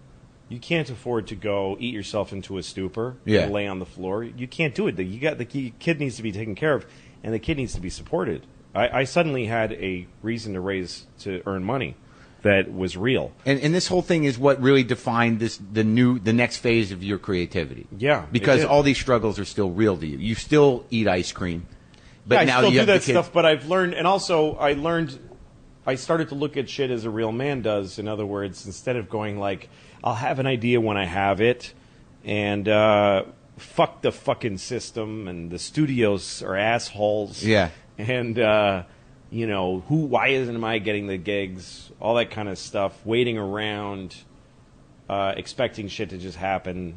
I couldn't do it anymore. I had to start going like, okay, what do you want to do? Make plans. Make actual plans. Yeah. And execute them. Have an idea of how you're going to do it. Approach it as a very important thing that you do, and it's your job. Take it really seriously and be dedicated to it, not just in how you feel, but in how you live your life. You can't live like a child anymore. You can't do it anymore. Right. And can't do it. So that's when I started doing that. And I looked at guys like Carlin and Chris Rock and building a thing from a whole hour from the ground up. How do you do it? There has to be a way. These other people did it. Maybe I can do it. I'd been doing the same fucking absurd 40 minutes. I could never get above 40. Yeah. I was doing the same absurdist, silly 40 minutes of stand-up for a good 15 fucking years. Give or take 25 close minutes. To 20. Yeah, but no, I mean like... give or take 20, 25 minutes. I would kind of switch in and out, but it's the same same backbone, and I hated it. I hated what I was doing. I'd outgrown, but I didn't know how to do anything else. Right.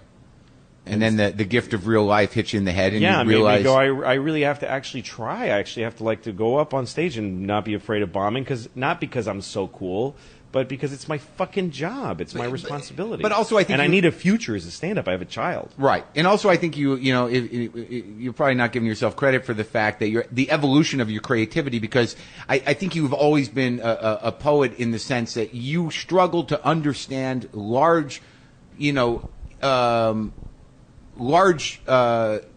struggles that people live in their life, and that you have a way of focusing down and capturing moments that are very specific. Like I brought up to you after I saw your Tonight Show thing, and this is when our relationship was a little strained. But there are moments to me that the moments I appreciate about your stand-up are not necessarily the end of the joke or the flow of the joke. Right. But it was just that one moment where on the airplane where the guy's crouched, go into the smile, like go ahead, and he's crouched in that horrible smile, and he said that's the last smile left in America. Is that the line? Right. That's the last smile left in America. Yeah, and I said that's fucking great, and you were like, I didn't even do the whole bit. Right. And I didn't. It didn't matter. That you were able to take what was fundamentally an absurd understanding of things and the way you created imaginary scenarios to sort of do your observational comedy and apply that same sense of poetry to real life struggles and conflicts. And it's always there. Yeah. So it's just an evolution of your creativity. No, and I learned through this shit I did early on how to build jokes and how to make stuff work. Yeah. I mean, I think I still use the same fundamental skills that I had then, but I'm just applying them to something that people actually want to hear about for the first time, I think. And I think that comics should know, if you're listening, and regular people, that the way you work now is that You literally let your old material die. Yeah, I kill it every year, about every year. What, literally, like you force yourself. You say like never do it again. Yeah, and you hold to that. Yeah, for the most part, I do. I've had a few shows where I've crossed myself and said sorry to whoever I'm supposed to say sorry to, and did an old bit. But it's rare. This is the hardest time I've had so far doing that. Well, what's this? Your 5th hour? This is I mean, the number 4 went into the series. I did.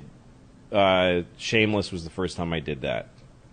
The first special was Shameless. Shameless was I did a half hour for HBO before that. Right, I remember that. From the ground up. But that was years ago. 30 minutes. No, not that one from back then. Oh. When I did Lucky Louie, right, the deal I made was a pilot and a half hour. Oh, okay. So I did a half hour one night stand, right, about the kids and stuff. Yeah. That was my first. Oh, that time was doing the it. kids one. But that broke you in the second wave of the Louie career. That and Lucky Louie came out exactly at the same time. Right. And so that was the first time, and I'd done a half hour. It was about 40 minutes, but it was boiled down to half an hour that I hadn't had material I hadn't had a year before. Right. That was the first time I'd done that. Right. And then Lucky Louie, we shot the series. Yeah. And we wrapped in March of 2005 or 6. I can't fucking remember. And we didn't go on the air till June. We had a huge chunk of year where I just was waiting to see if the show was a success. Yeah. So I went on the road because I wanted to do an hour. I had this big thing in my head about getting 1 hour done. Yeah.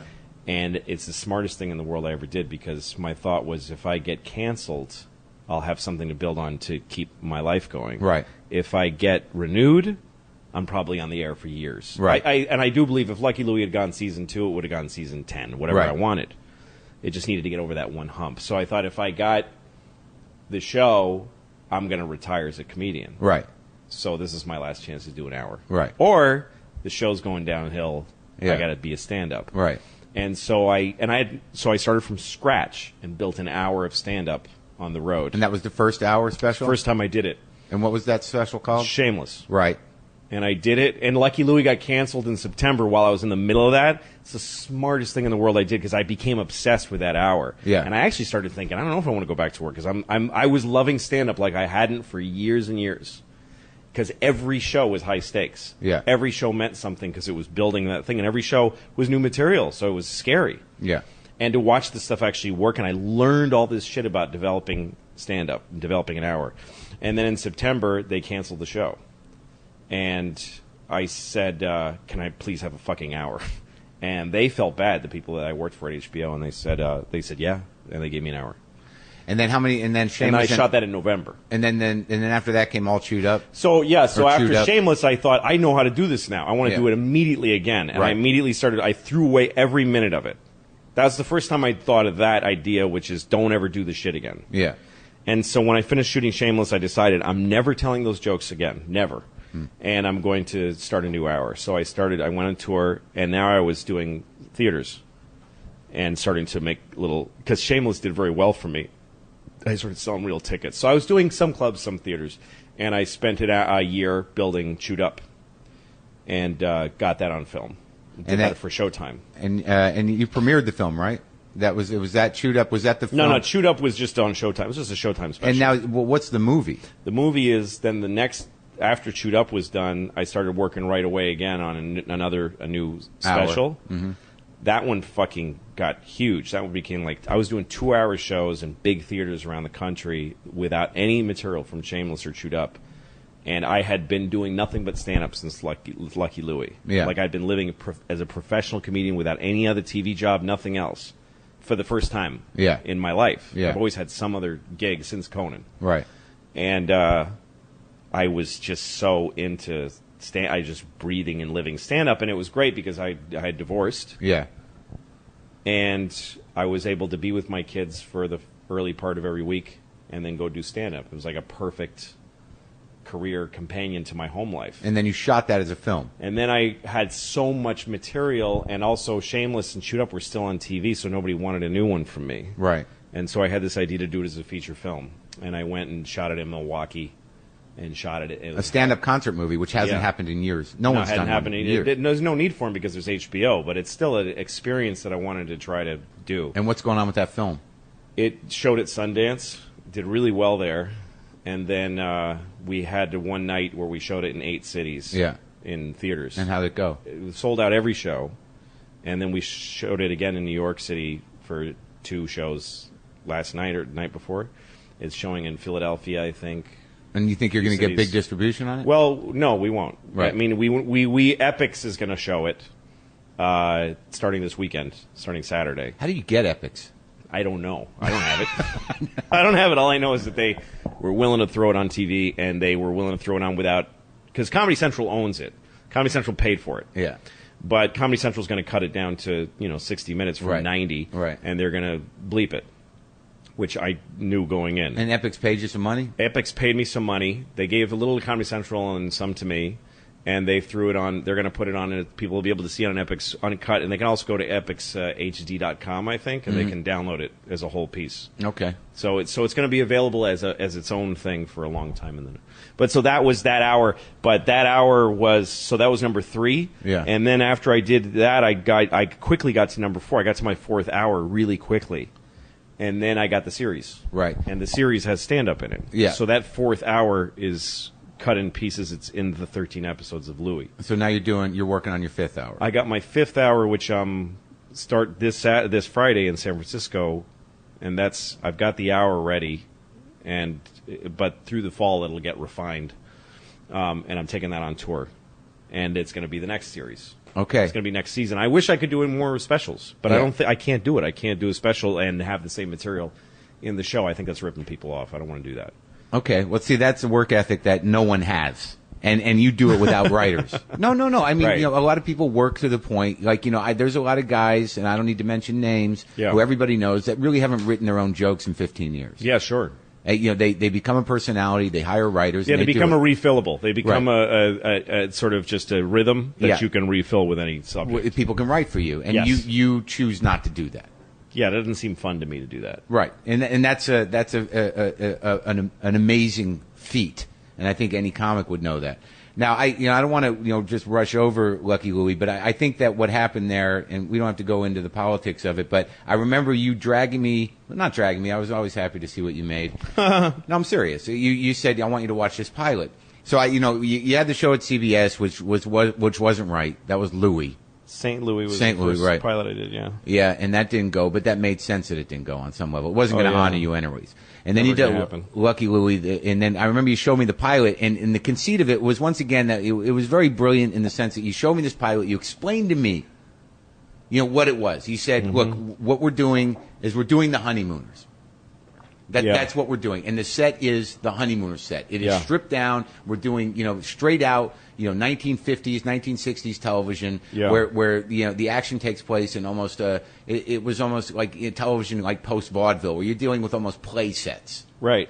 And that was your idea, is that we're going to infuse a modern sensibility into a classic context. And that was the intellectual conceit of it. Mm-hmm. And it was like nothing that anybody had ever seen, and the rawness was like nothing anyone had ever seen. And the conceit, I think, ultimately, what happened was the conceit was lost. That the idea that we were doing the Honeymooners, and that there was something, an intellectual approach to taking something, classic, right, and updating it. I think some people were like, why didn't they make better sets?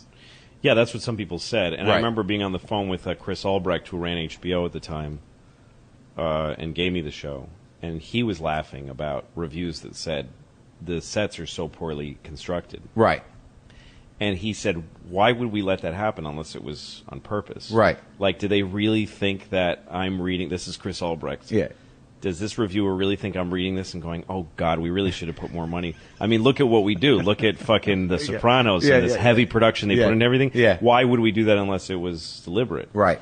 The reason I did it that way, I wasn't trying to go back to Honeymooners so much as I was trying to scale back what had happened to sitcoms that hadn't helped them. Right. Because I hated every sitcom on the air. Right. Even the good ones. Whatever. Seinfeld, Friends, Frasier. Right. I hated them because I didn't feel like I was watching anything that was really happening or even being... They were all shot on film, and they were all... I don't want to spend too much time on this because I could go on a long time. But I felt like the audience was being cheated by these shows. Yeah. And it wasn't only The Honeymooners, it was also All in the Family. Was right. For me, the thing was that it used to be guys like performers like Jackie Gleason and what's his name? Carol O'Connor. Yeah, Carol O'Connor. Yeah. Were aware of their audience. I remember seeing an interview with Jackie Gleason with a big long cigarette where he said, you can't do comedy without an audience because the audience tells you what to do. The audience tells you if it's funny. The audience tells you how long to sit with it. The audience tells you how to say it. Yeah. And it's true when you watch The Honeymooners that he was totally measured by the crowd as far as his rhythm and he would, when he got his laughs, he would live inside those laughs by walking around. Right, yeah, of course, right. Milking it. He would milk like you would hear a laugh dying, and then he'd shoot a glance at the wife, and the laugh would explode upward. And I love that kind of work. To me, that is a beauty in playing an audience like an instrument. Now, let me. I don't know what the demise was, and you can tell me. And and I'm going to be honest with you. Do you think, because you're evolving into a very effective actor, do you think at the time that you did Lucky Louie that you were stifled by your acting ability? Well, I didn't. I wish I'd done what Gleason did. You hear these stories that he never came to rehearsals. Yeah. Every cast member of that show that was ever interviewed tells that story. He didn't come to rehearsals. Every actor, every real TV actor really needs rehearsals in order to know what they're doing. Yeah. And everybody rehearsed without him. Mm-hmm. And then he would just come in and go, all right, what are we doing? And he'd know half his lines. Yeah. And he wouldn't know the blocking. Yeah. And they just learned how to work around that. I mean, they really were brilliant that they could do that. Yeah. They also recognized that he was the whole show. Yeah. And that even if he stumbled through a scene, he would save it. Yeah. And actually, that stumbling is what made the scenes great, because he knew he'd have to save it. Yeah. When you're given a script and a week of blocking and rehearsal and repetitive and over again, all you got to do is do it. Yeah. It kills the comedy. Yeah, but when you are given when you put yourself on a high wire, I'm on a TV show, and back then everybody on the planet Earth watched The Honeymooners. Yeah. It wasn't like right. those who like HBO. It was like everybody watched. It was like 50 million people. Yeah. So in front of all those people, he'd be like, oh, okay, you could see him in some scenes, like, I'm not sure where I am or what's supposed to happen in this scene. I'm just going to do this. Bwah! And he would just be hilarious. Yeah. I wish I'd done that, because I have better instincts as a comedian than I do as an actor. And we rehearsed like a motherfucker. We rewrote. So we did everything I didn't want to do. When we started doing that show, I said to Mike Royce, who was my partner, we're not going to have a writer's room full of writers who are perfecting the scripts and rewriting every little line and like pouring over it on a big screen where everybody chimes in. Yeah. We're not going to punch up everything and change out the fucking punchlines every take. Yeah. And we're not going to have this thing where we block and rehearse all this stuff. But we did it, and it just eased towards that because we had a staff of writers and because that's how people know how to do it. Right.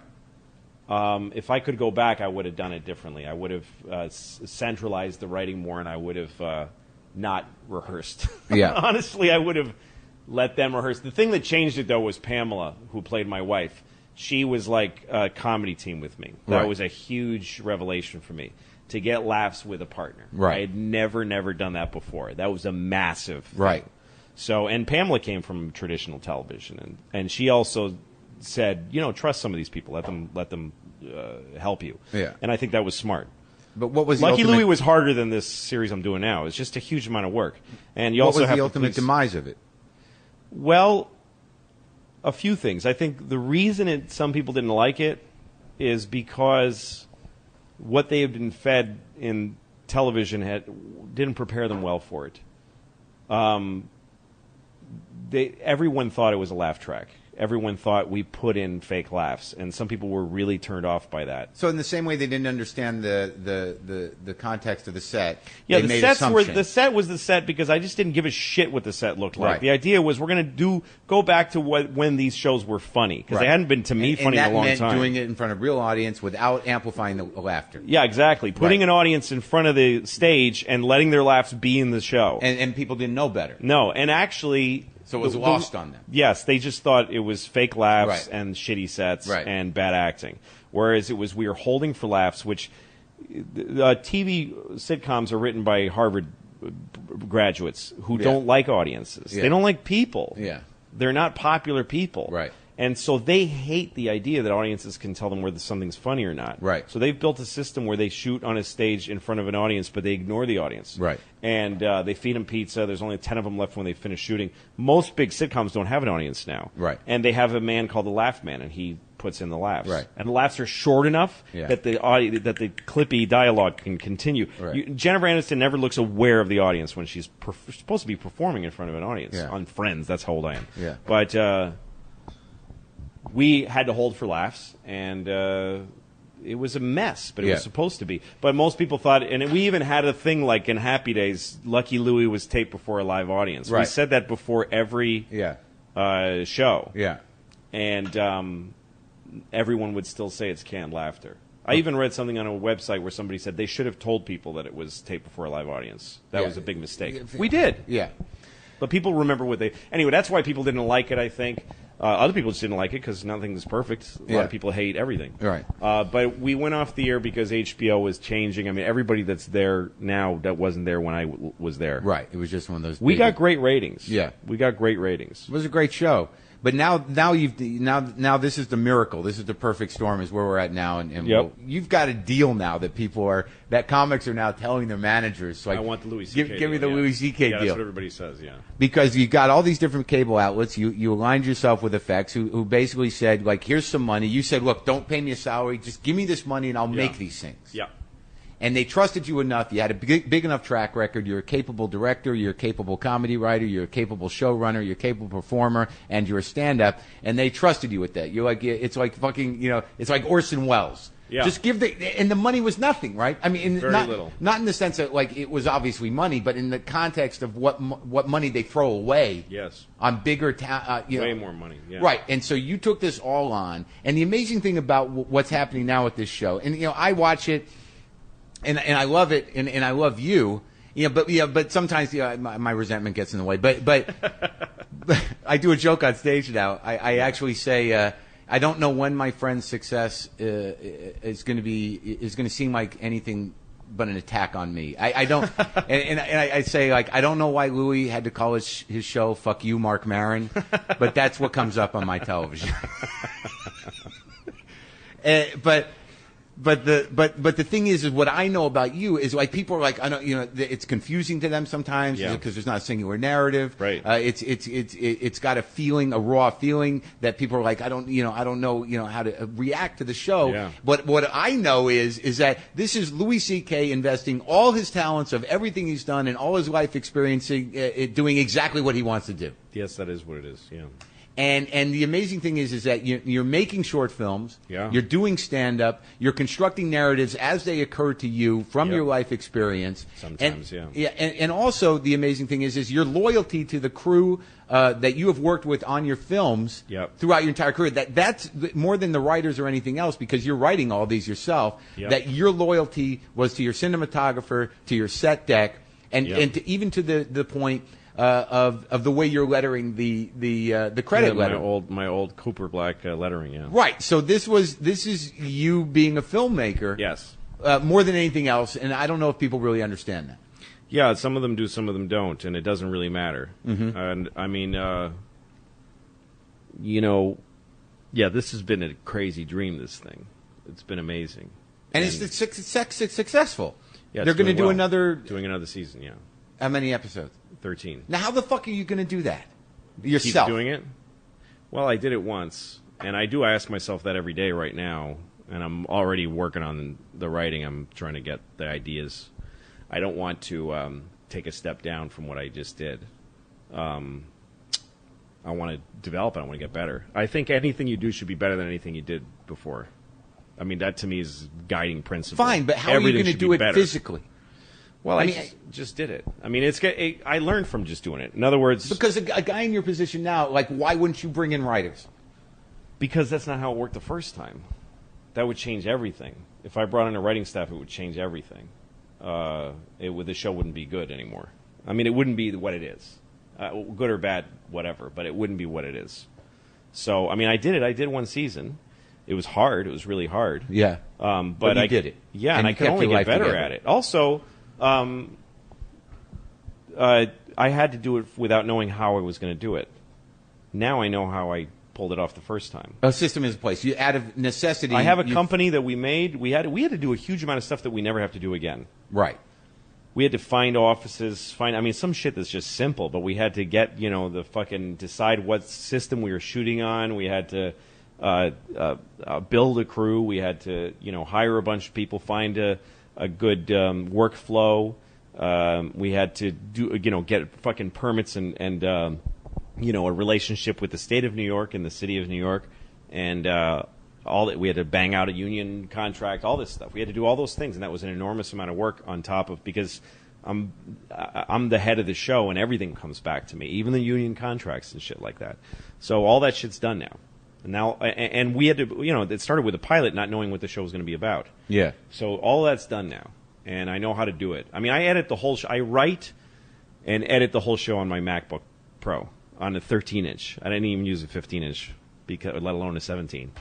Because I just like the intimacy of the little machine. God, I edited every episode on my little MacBook Pro. Do you remember when you were editing Tomorrow Night on an Avid? Yes. Yeah. The process it took to transmit, to put it from film. Yes. To onto go to the an computer, Avid. And then there was one Avid in the city. That's right. No, Doug Abel, who's editing this show. I edit some episodes. He edited some episodes, but because I love editing. But Doug is my guy, and he edited. And your cinematographer is Paul Kessner, who I've been working with since I was fucking 22 years old. And your set deck is Amy Silver. My production designer is Amy Silver. Yeah, who you've been working with forever. Forever. Since Caesar Salad, my first short film that you were in, that you got cut out of. I did cut out everything. I played guitar on the soundtrack. Yeah, that's right, you did. Was that Tomorrow Night or Caesar Salad? Caesar Salad. Okay. But, I've been working with these people forever. And that's why I knew I could do it. I mean, when I went to FX, I had everybody wants the Louis C.K. deal, but it's not gonna be so easy for everybody. Well, no, because no one can. This is what I'm saying. Is it's that same thing as you got a comic. It's like, let me do that. Who the fuck can do that? Well, I'm exhausted listening to your process. A lot of it is because of technical knowledge. No, you're right. It's because I took that fucking AV class in junior high school and learned how to fix computer. That's why. It's because I learned how to fix a fucking overhead projector, and I learned how to rewire shit and fix it. Yeah. That's why I know how to do this stuff. Because when I was in high school, I got an internship at a local access cable TV station, and they had remote deck and camera setups. Yeah. And they had editing bays. And the only reason they don't let you use shit in those places is because you might break it. They're just worried that you'll break it. It costs money. Yeah. But I fixed that shit. Like, I became this techie kid. I was like this little nerdy kid who would fix the fucking cameras. Yeah. So certainly they trusted me with it. Like, I had the keys to every room in that fucking station. Yeah. And I wouldn't even tell anybody. I would just take the shit out. Yeah. And I would shoot my own little videos. Yeah. And I'd edit them when nobody was using the editing bay. I taught myself how to do everything. Yeah, that's my you. phone. That's all right. Sorry. No problem. So that's what always gave me the license to do this stuff. And I know everything about filmmaking, shooting on, we shoot on the Red, which is a high-tech, really difficult camera to use. Yeah. It breaks a lot. It fucks up. We use these huge master prime lenses, which are the kind of lenses they shoot movies on. They're enormously expensive. It's one of the biggest line items in our...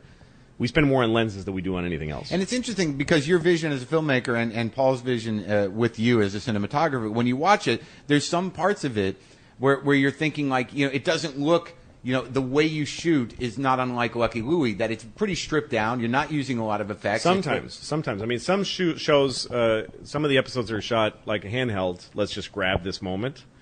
And some of them are shot like, no, we're using we're opening the lens all the way up. We have to measure everything. Right, but the religion episode is shot very carefully. But the tone of it is still pretty raw. Oh yeah, on definitely. purpose. Yeah, definitely. And the great thing about it is like there's a signature moment that is completely your comedic vision. All of it to me is that the scene where you're having the troubled date with Chelsea Peretti and she gets into a helicopter. This is Louis at his best. This is Louis.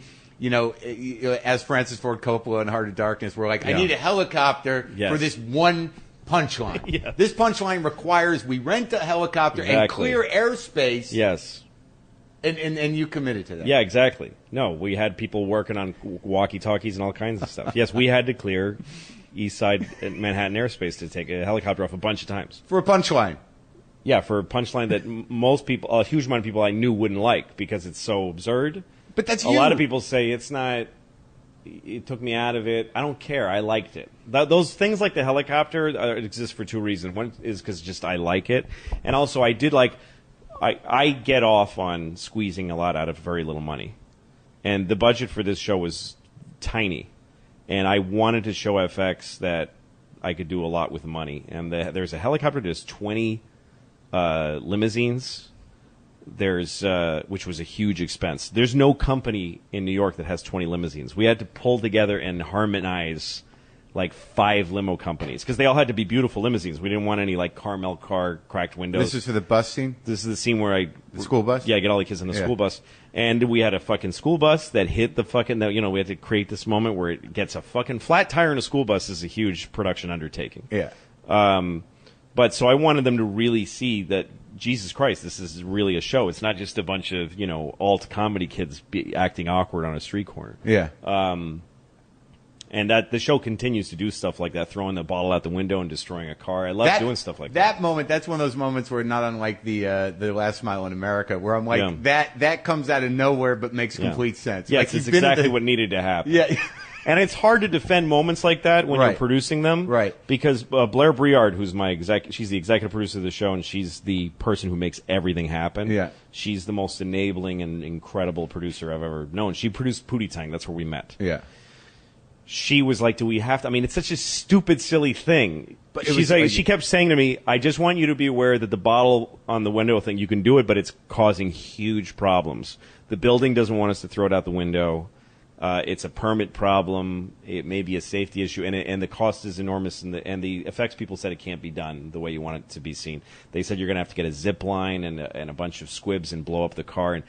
And I just kept saying it has to be. She said, does it have to be that? Can you come up with something? Because it's not an important plot point. It's the most important thing. To me, that's the thing, is to defend absurdity in production when it's expensive is you just have to go. You have to have the credibility to say, I'm very sorry. And also because I know production and I know technical shit. Yeah. I solved all those problems because I know how to do it, so I come up with ways. But the absurdity injected in, like, in those moments where a guy makes a decision like that, where he hasn't done drugs a lot and he's in this situation that's clearly chaotic, it's outside of his life experience, how is that scene going to culminate in any other way other than a moment where you're like, this is beyond anything I understand. It had to be. It had to be. It was really important. No, and one way that we do that stuff, it's all brass tacks. Logistics. The great thing about after the vision, you have a vision, then it's like, how do you make the vision? Blair needs to believe me that it's important, and then it starts happening. And like the helicopter, I said to her, "Can you get me a helicopter?" Like that was one of the first things I said to her when I got the pilot. Yeah, I said, "I got a pilot. I want you to produce it. Start working on a helicopter right now, an affordable helicopter." And we shot all this stuff, and she would once in a while report to me, I'm not finding a helicopter yet. Start thinking of an alternate. And I'd say to her, there isn't an alternate. Get a helicopter. And she'd keep working on it. And then she found this dude who was doing, he's a new helicopter guy. Yeah. He's the new guy in town. There used to be one helicopter guy. Yeah. This guy's new. He's competitive. He wants to get in the business. Yeah. And he had one day, she kept trying to drive his price down. It's fucking tens of thousands of dollars for helicopters. Right. She kept driving his price down. She couldn't get it low enough. And then one day, but because she bothered him enough and kept being tenacious, one day he said, look, I'm doing something for Comedy Central for some other show. I got to gas up and go anyway. I can give you an hour. So on his way to something else, he shot our thing. And we got it for fucking dirt cheap because she has relationships with all these people. That's why I knew I could do this show, because I had Blair and because I had Paul, because Paul can pull together natural light, a few other lights, and he can work with really I do everything the hardest possible way. There's no zoom lenses on my show. They're all fixed focal lenses, which means you have to change the lens at almost every shot. Right. It's an enormous amount of work. Right. And I knew that Paul could do it. I knew that Amy can take a restaurant and make it into 4 restaurants. Right. That kind of shit. So Well, the amazing thing is that you do these things that are, founded in your absurd vision and reveal your personal life, and then also, sometimes you choose to do a narrative about bullies, which is very heartfelt, and the relationship with your kids, and even with Pamela, who you've worked with before in the park. That that what you're creating is a real human struggle and real deep comedy, and it's completely honest to your vision, and you can do whatever you want with it. And I think that people are really taking to it, and it's successful, and the people that get it and are willing to ride it. I think you're changing the tone of how television can be made, and I'm very proud of you, and I'm excited for your success. Thank you, man. And it's great to see you. Yeah, you too. And I'm glad we had this talk. Yeah, it's when you know somebody for a long time, it's a very valuable thing. Yeah, it's beautiful. I mean, we were best friends for a long time. I know. Long time. I know. Well, it's hard. There's times where it's hard to be your friend's friend. I know, but I don't have them. I don't. It's not like I have new friends. It's not like I was replaced by anybody. No. That would feel worse. No, I'm still the same guy in a lot of ways. Well, look, I give you, and you don't have to put this in the podcast if you don't want to, but what I would say, as far as trying to stay friends with somebody that you have a hard time thinking about what they're doing against what you're doing, is focus on them needing a friend. Yeah. It takes a good friend to stay with you in hard times. Yeah. It takes a good friend to stay with you in good times. Everybody needs support. Yeah. Everybody does. Yeah. So you're letting me down.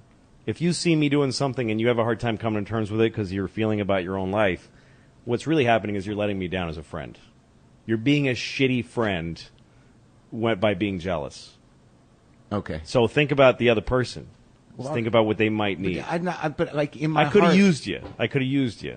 I got divorced. I got a show canceled.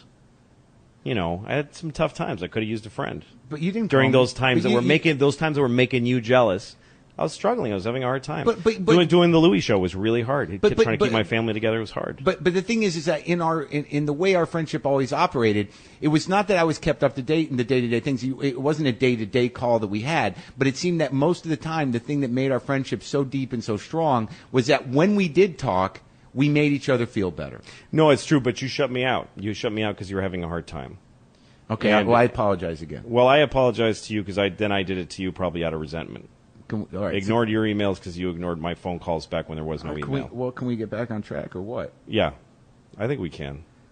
Because you understand me, and not a lot of people do. And the one thing and even when I tell stories about it, it's just that you always, are able to, even in your weird way, and even if I thought you weren't listening, even when you did pick up what I was saying, that you were able to, give me a great deal of relief, fairly quickly, and I miss that. Well, we understand each other's flaws very well. Yeah. We share some. Yeah. And we've known each other long enough to understand them, so that's why we're able to look at each other, tell each other about moments that we don't want to tell anybody else. Yeah. And to be able to have the other person go, yeah, I get it, instead of going, oh my God, why did you do that? Or yeah, the only time I did get that, it. Well, don't be stupid. Do this instead, or whatever. That happens. And the only time I said, oh my God, was when I realized that I had missed, so much of your life, and I felt horrible about it. What's funny is I did the same thing when you got divorced the first time. I got mad at you. Yeah. And I know now why, because I was married, and I didn't want you to get out. Yeah. It's hard. I mean, because being divorced, it has changed my relationship.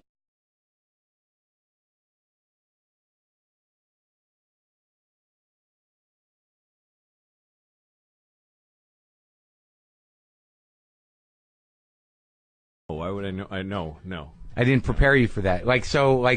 I'm putting you in the position to celebrate me and my success for a few minutes. This is the 700th episode. You keep having to say it both ways. Well, is that proper to say it's the 700th episode? Sure, I think it is. Yeah. And I'm excited you're here, but it was a surprise coincidence. And yeah. Well, thank you. Well, maybe congratulations. Thank you. Yeah, let me say that before I say thank you. No, I thought I would set it up like this. If I go I really appreciate you coming and doing my 700th episode. That means a lot to me. I'm glad you were able to make time. Like it was planned. Right. No, listen, I'm very proud of you. You've done, I don't think you can do anything 700 times unless it's working. No. You know what I mean? Well, Do you think there's 700 of anything that was just shitty? Shit? Yeah. Oh, yeah. Well, plenty of thousands. Trillions of most things. Yes, that's right. Boy, you fell down those stairs fast. Yeah, I am very proud of you because this is a very meaningful thing that you do. I mean, you've had a lot of really important things going on in this garage. It's crazy, right? Yeah. And now big deal things. The president was there. You know, Robin Williams. I was at his house. That one. Yeah, but I mean, the your podcast. Okay, all right. What? I'm trying to say something nice here. No, I'm sorry. No, I'm just kidding. Yeah, it's great. I made some. Thank you. Great. Keith Richards. Yeah. Al Lubell. Al Lubell. Did you really do Al Lubell? See, that is a great thing. It's the greatest. The people that you've brought together under one thing. It's really something, man. Yeah, I mean, yeah. They've all done it. They've all. Yeah. You know, it's weird. I actually had some notes that I left inside. Hold on. Okay. He's actually leaving. Weird shit on the mic when I'm not there. He just left the garage. I'm alone in the garage. He left. He's in his house. And okay, I'll play his song, I guess. Okay.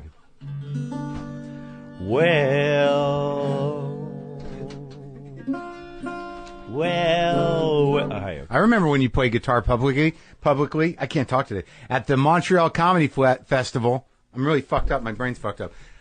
You remember you did Cunty McShitballs? That's right. Cunty McShitballs. And I was like, what? Wait, why is and everyone loved it. It's the only time I ever played guitar on stage, I think. And I witnessed it. Yeah, people went crazy. Right. Yeah. And you brought your guitar to do it. I remember. No? I did? Is that possible? No, I wouldn't have taken my guitar to that was the night in Montreal where Bob and Dave did the farting Gary thing, wasn't it? Farting Gary. Yeah, everybody was there. Yeah. Dom Herrera was the host. Right. And it was amazing. And I think you just made up that song, right? Yes. It was like the Ballad of Cunty McShitballs. That's right. And everyone thought it was amazing. Yeah, whatever, man. Yeah. I don't know. I think it was kind of... No, it was... I remember feeling really high after. Really happy. Because you sang and played guitar. Yeah, right? That feels good no matter what happened. Yeah, the bit was that I went on and I wore a suit. Right. And I did the jokes I had then that were very sort of Seinfeldian, 5 minutes on Letterman, clean jokes. Right. Yeah. And I was doing good, but we had planned this thing, so I had people planted around the audience. I remember one of them was Ginny Garofalo. Yeah. And as I'm doing my jokes that are landing solidly, people start yelling out, "Cunty!" Oh, that's right. Cunty! That's right. Yeah. And I'm like ignoring it. People once, "Cunty! Cunty!" Yeah, and then I get upset. I go, "Listen, I used to have this stage name, Cunty McShitballs. Right. And I used to come out and play the guitar and do a whole character, and it used... But I want to be a mainstream comedian now. I want to... I want to be clean and be on Letterman. I don't want to be trapped in this thing anymore. And they're just chanting, "Cunty, Cunty." And then even the audience who didn't know about it started chanting it. Yeah. And then I rip off the suit and I'm wearing this black T-shirt and somebody hands me a guitar. Right. And I sang this song, "My Name is Cunty McShitballs." Right. That's so... Remember when no one knew who you were? You could do things. I could do stuff like that. You could do secret things. Yeah. But you did. You actually did that with the Horace and Pete. Now here's the deal with that. Yeah. For me. Okay.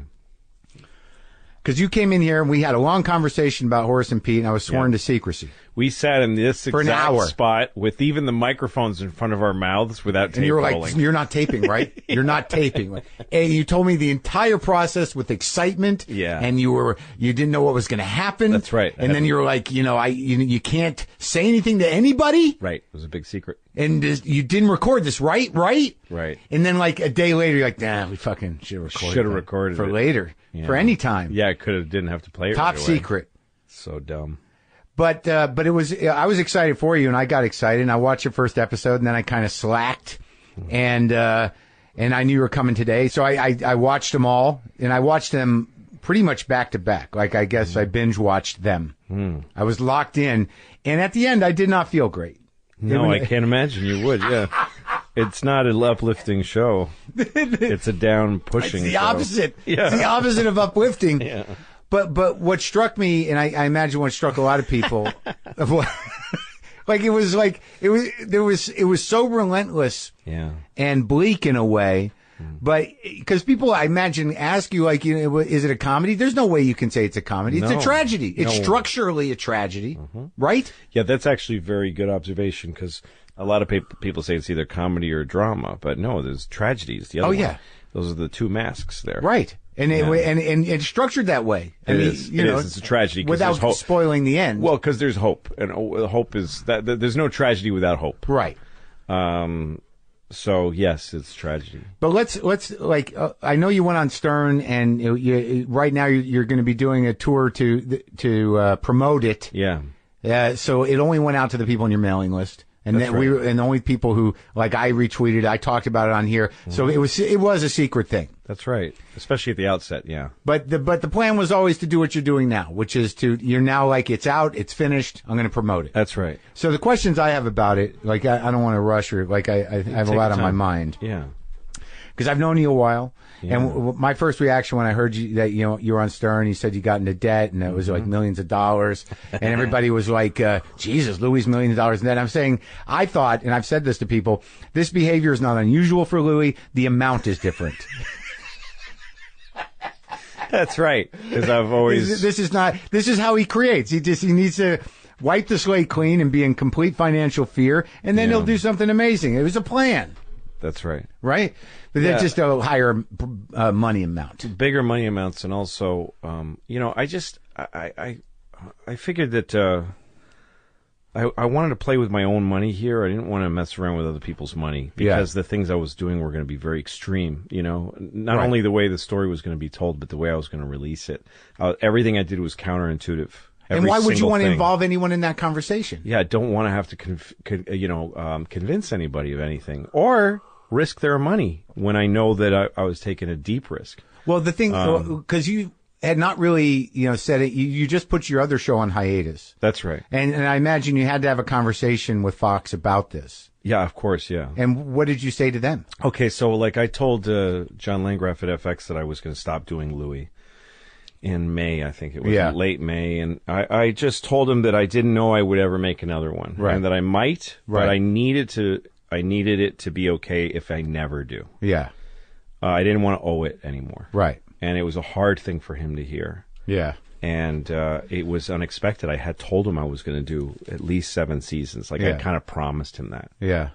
I'm only saying kind of because I'm ashamed at how much I really promised it. But anyway, I told him, I just creatively, that's where I'm at, and he respected it. Right. And then we made we renewed my overall deal there to make other TV shows, like Baskets, Pamela's show, these other shows. What's that going to be called? Better Things. Yeah. In the fall, it'll be on. They're producing it now. It's being made now. So I renewed that deal, and he gave me a big bump and more, a better deal this second time around to make. So I figured, okay, I'm going to stop doing Louis. I'll work on these other shows for FX, and see what else comes to me. You know, yeah.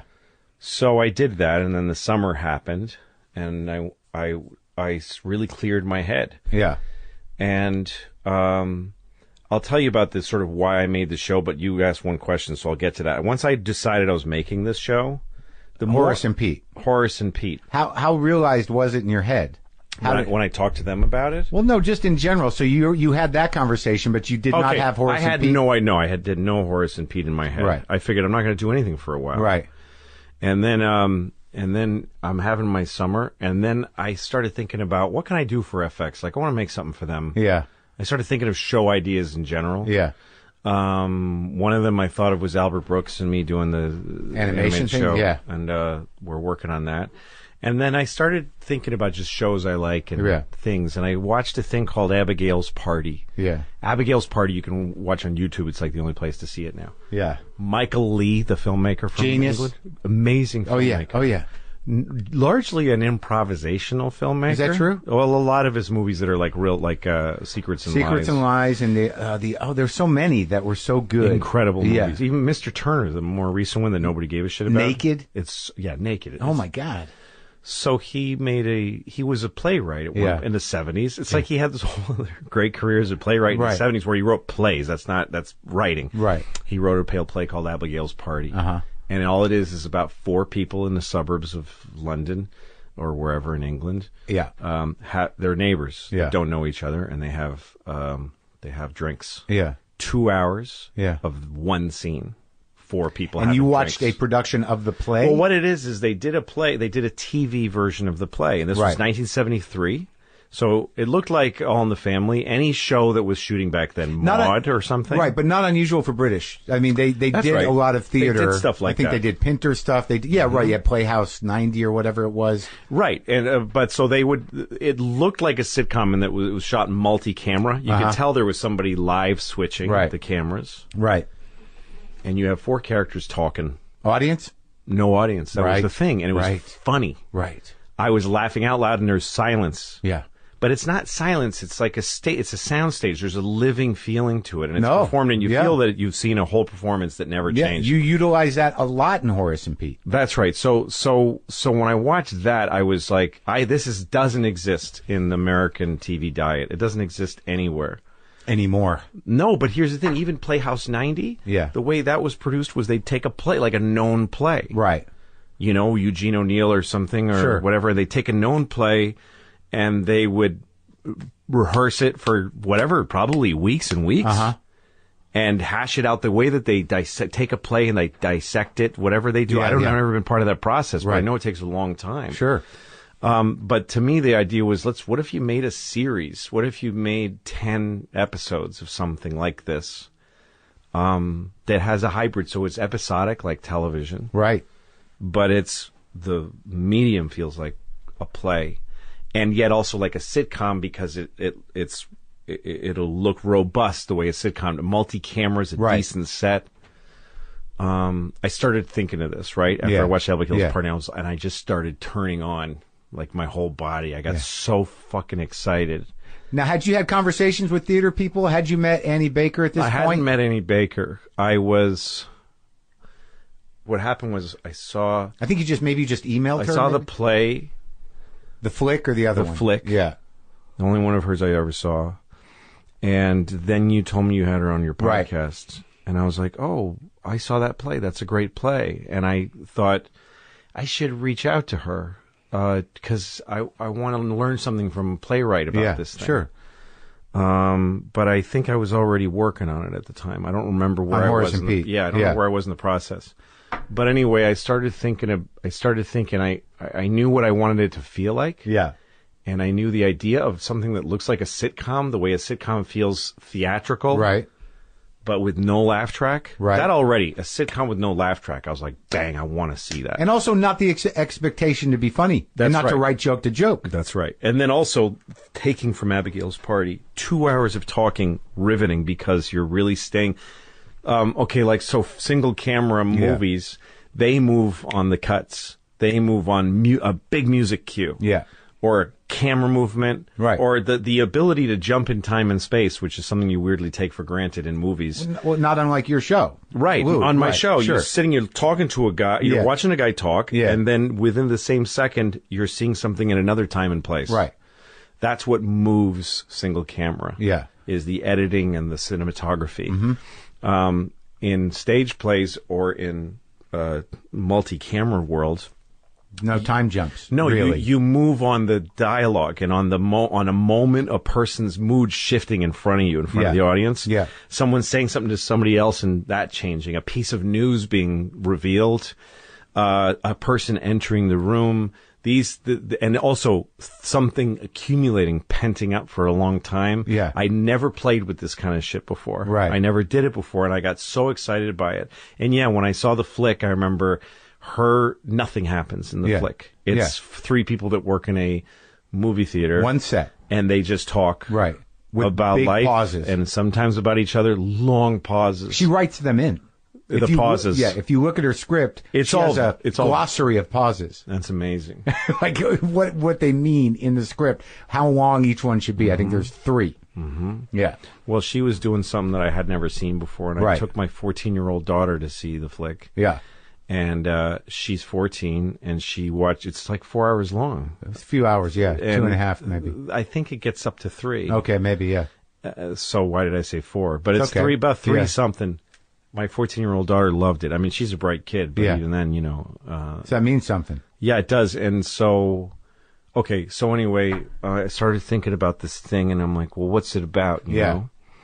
And my buddy Dino Stamatopoulos was over, and he and I had talked about doing a show in a bar someday, and I thought, like, a bar is a good idea for a sitcom. Yeah.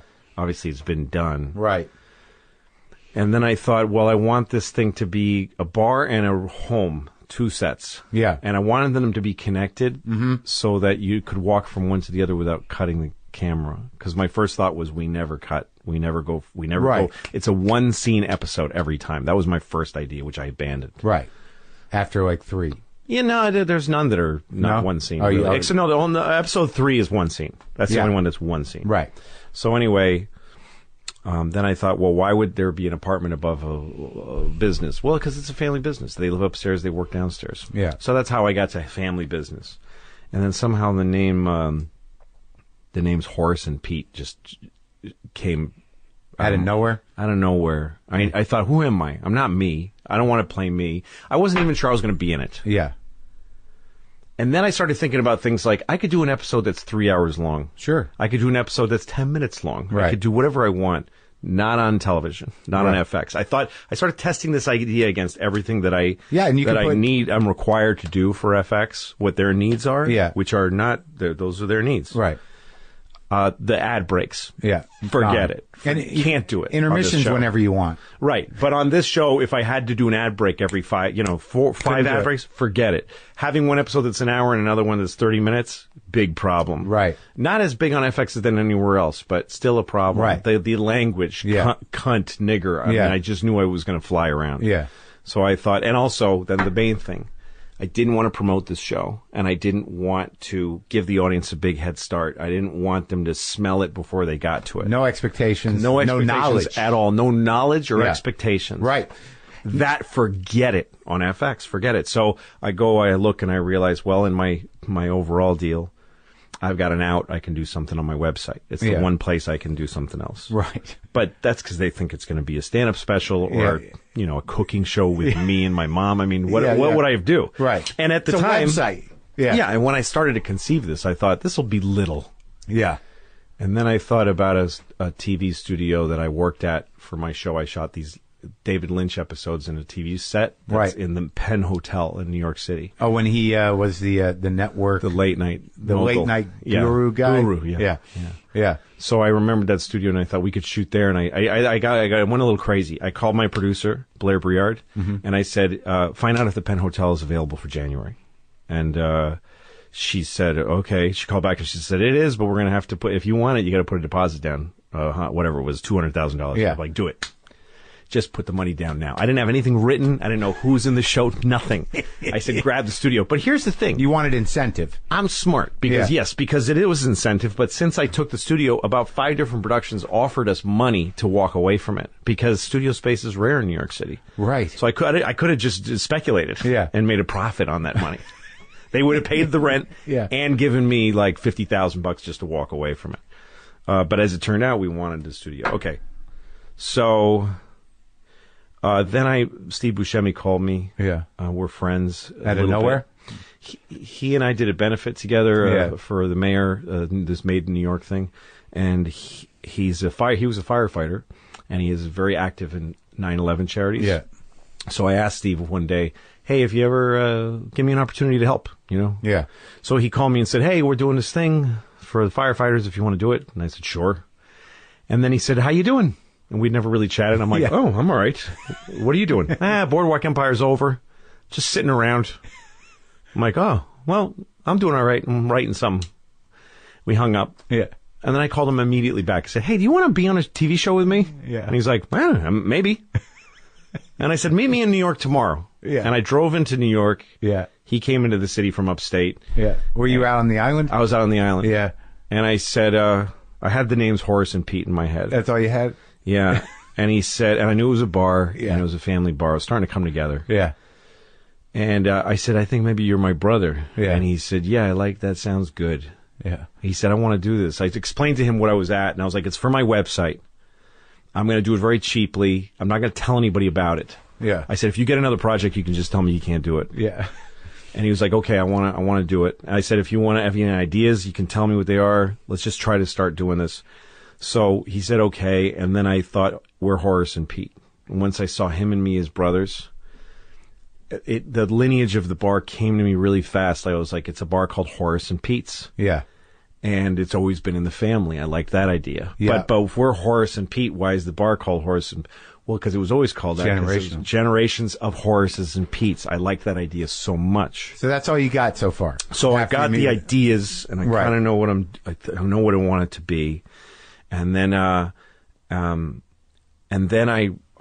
saw a picture of Edie Falco in a magazine. She's like one of those close-up of her whole face, taking up the whole page. Edie Falco has stopped. Nurse Jackie is over. Like Boardwalk Empire's over. HBO's #1 drama guy just stopped, and I got him now. Yeah. I've got him. Yeah. Edie Falco, Nurse Jackie, Showtime's #1 comedy. Yeah. Just ended. Yeah. She says in the interview, I love episodic television. It's my favorite thing. Yeah. I don't like movies. I like TV. Yeah. And I'm not looking for new work. I'm going to see what happens. And they asked her, would you ever be in a comedy? And she said, no, because comedies don't run deep enough. And I looked at her face in the magazine and I said, you're going to be on my show. I said it out loud like a psycho. And so then I wrote her I started writing. There's always the big test is, does it right? Yeah. I've had a million ideas and I sit down and nothing comes. So I sat down and I wrote the first episode and I got this. Oh, the other idea was Joe. Does it right. Does it right. That's the way I look at it. Yeah. So I thought about the other idea I had loosely years ago was Joe Pesci should be in a sitcom. That was another idea I had. Joe Pesci should have a sitcom. And you met him, right? Well, this is before I'd never met him. Right. And so I created the character for him being Uncle Pete. Yeah. And then I thought Jessica Lange, I sit next to her a lot at award shows, so I like Jessica Lange. So I mentioned her just coincidentally. Well, because we're both FX people. She was on Horror Hotel. So I told Steve Buscemi, "What about Jessica Lange?" He's like, "Yeah, I like her. She's great." Yeah. I thought about Adie Bryant because when I'm on SNL, she's my favorite cast member. They're all great, but she's great.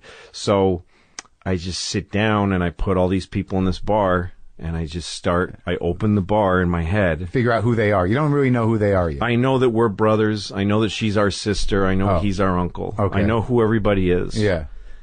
And I just open the bar in the morning. Yeah. And I just start writing what happens. And I just have us saying just shit to each other. I talked to Steve about his character. Yeah. We had approached the idea that he's a guy who needs medication. Uh-huh. And that he's writing that line and it's painful for him. And without it, he's in a violent place. And so I start writing and the voices are very fucking real to me. And the place feels very real to me. And I just, it got really intense really quickly. Yeah. And Uncle Pete comes in and he's hilarious to me. And I'm just writing and writing. And then Sylvia walks in. It's like it was happening and I was like a stenographer just taking down notes, you know. And the first episode just was a very, I don't know how to describe it. It was like an eruption, you know? Right. And I finished it, and I was like, God damn, I really love this. And you grounded everybody. The first episode, the characters are deep. They're three-dimensional. Yeah. And they live in the place. That's right. It all happens that first episode. That's the other right. characters come in, but I think the sister, the daughter, the brother, the uncle, and you...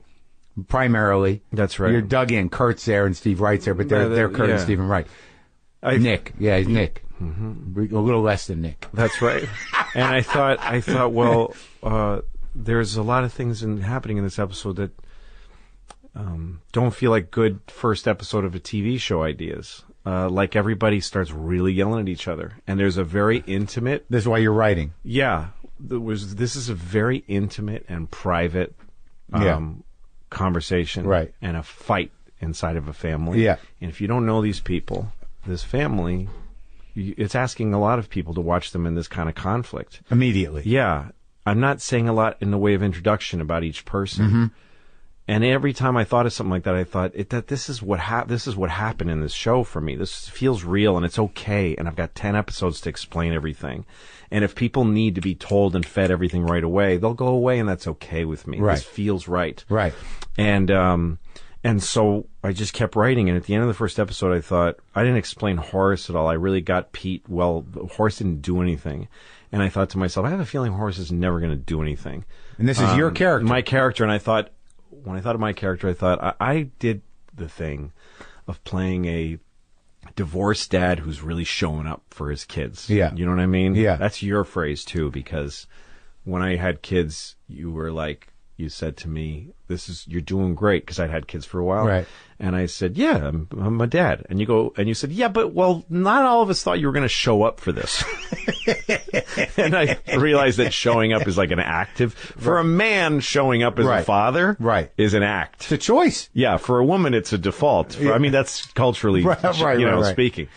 But so I thought I played that guy who showed up for the kids and stayed in divorce, and I want to play a guy who makes terrible choices and is a mess, somebody who's distant from his children, who blew it with his kids. And also, the one thing I noticed throughout this whole thing, knowing you for as long as I have, is that, holy shit, this is unique. Louis listening a lot. That's right. I also wanted to sit and listen to people. Right. I wanted to be somebody that people listen to. And I don't mean that as an insult, but I mean, but it's not that's not your natural way. It's not. That's right.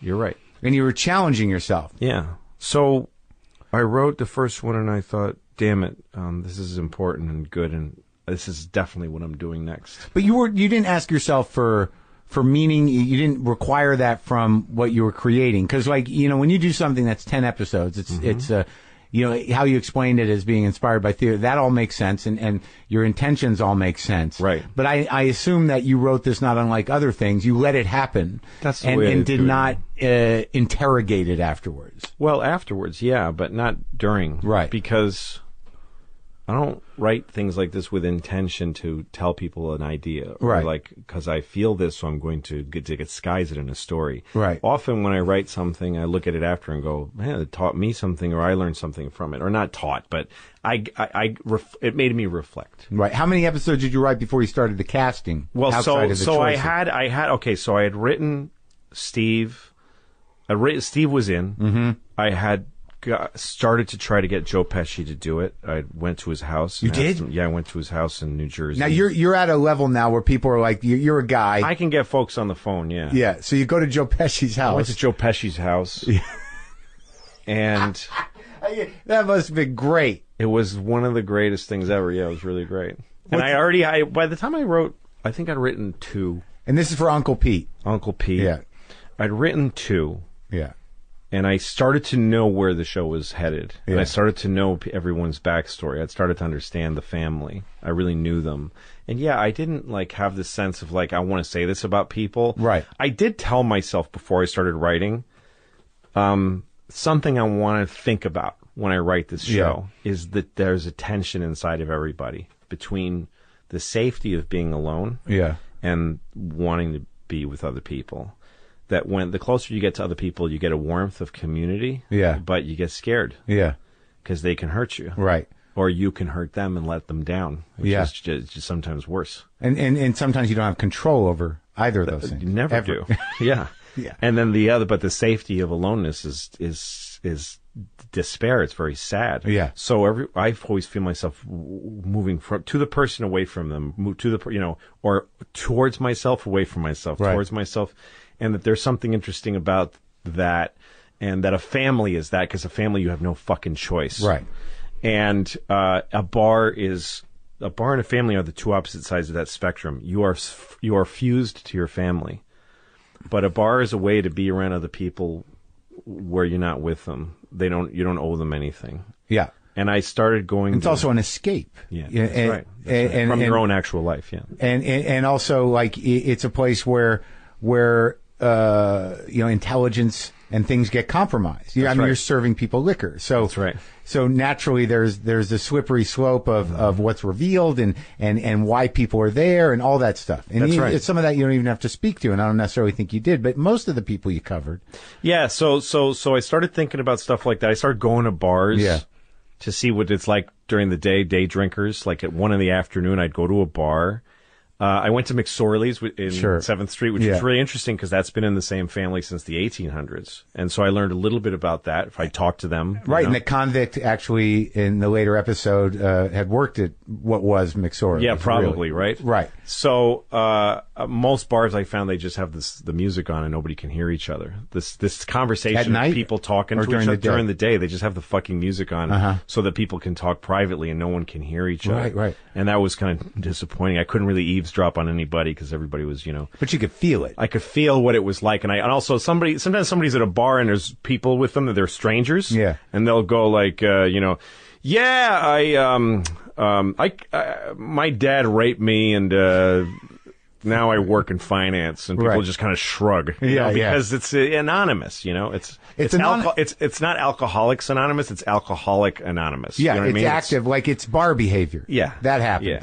So I got interested in that idea, and then I thought of this thing of like, hey, if we make the show every week, we could throw it up really. If we do this multi-camera, we could, if we can learn how to make a good line cut that you can live with. We could throw the show up like the week we did it and talk about, well, there's about to be an election year. I had no idea what kind of an election year we were headed for. Right. When I was writing it, I didn't know what the fuck this was going to be. Yeah. Anyway, so all this was scrambling around in my head, and I wrote a second episode. Yeah. And now I'm just walking around thinking about Horace and Pete all the time. And every time I finish writing, I'm very emotionally wrought. Like it was affecting me. Yeah. And I just knew I had to do it. And then I went to the Emmys in September. Yeah. And Edie Falco had a seat open next to her. She was sitting there with the seat open next to her. So I just sat down next to Edie. And I said, hey, we've met just hello a couple of times. Right. I said, I'm writing a TV show. I want you to be in it. It's me and Steve Buscemi. And she said, sure. Like, like, please go away. Like, I was freaking her out a little, I think. I said, well, how can I get you to read it? And I said, I don't want to talk to your agent. I don't want to tell anybody it exists. It's a secret. And I'm not going to ask you to promote anything on the show. I just want you to do it. And she said, okay, well, she gave me her address where her mailbox is. Yeah.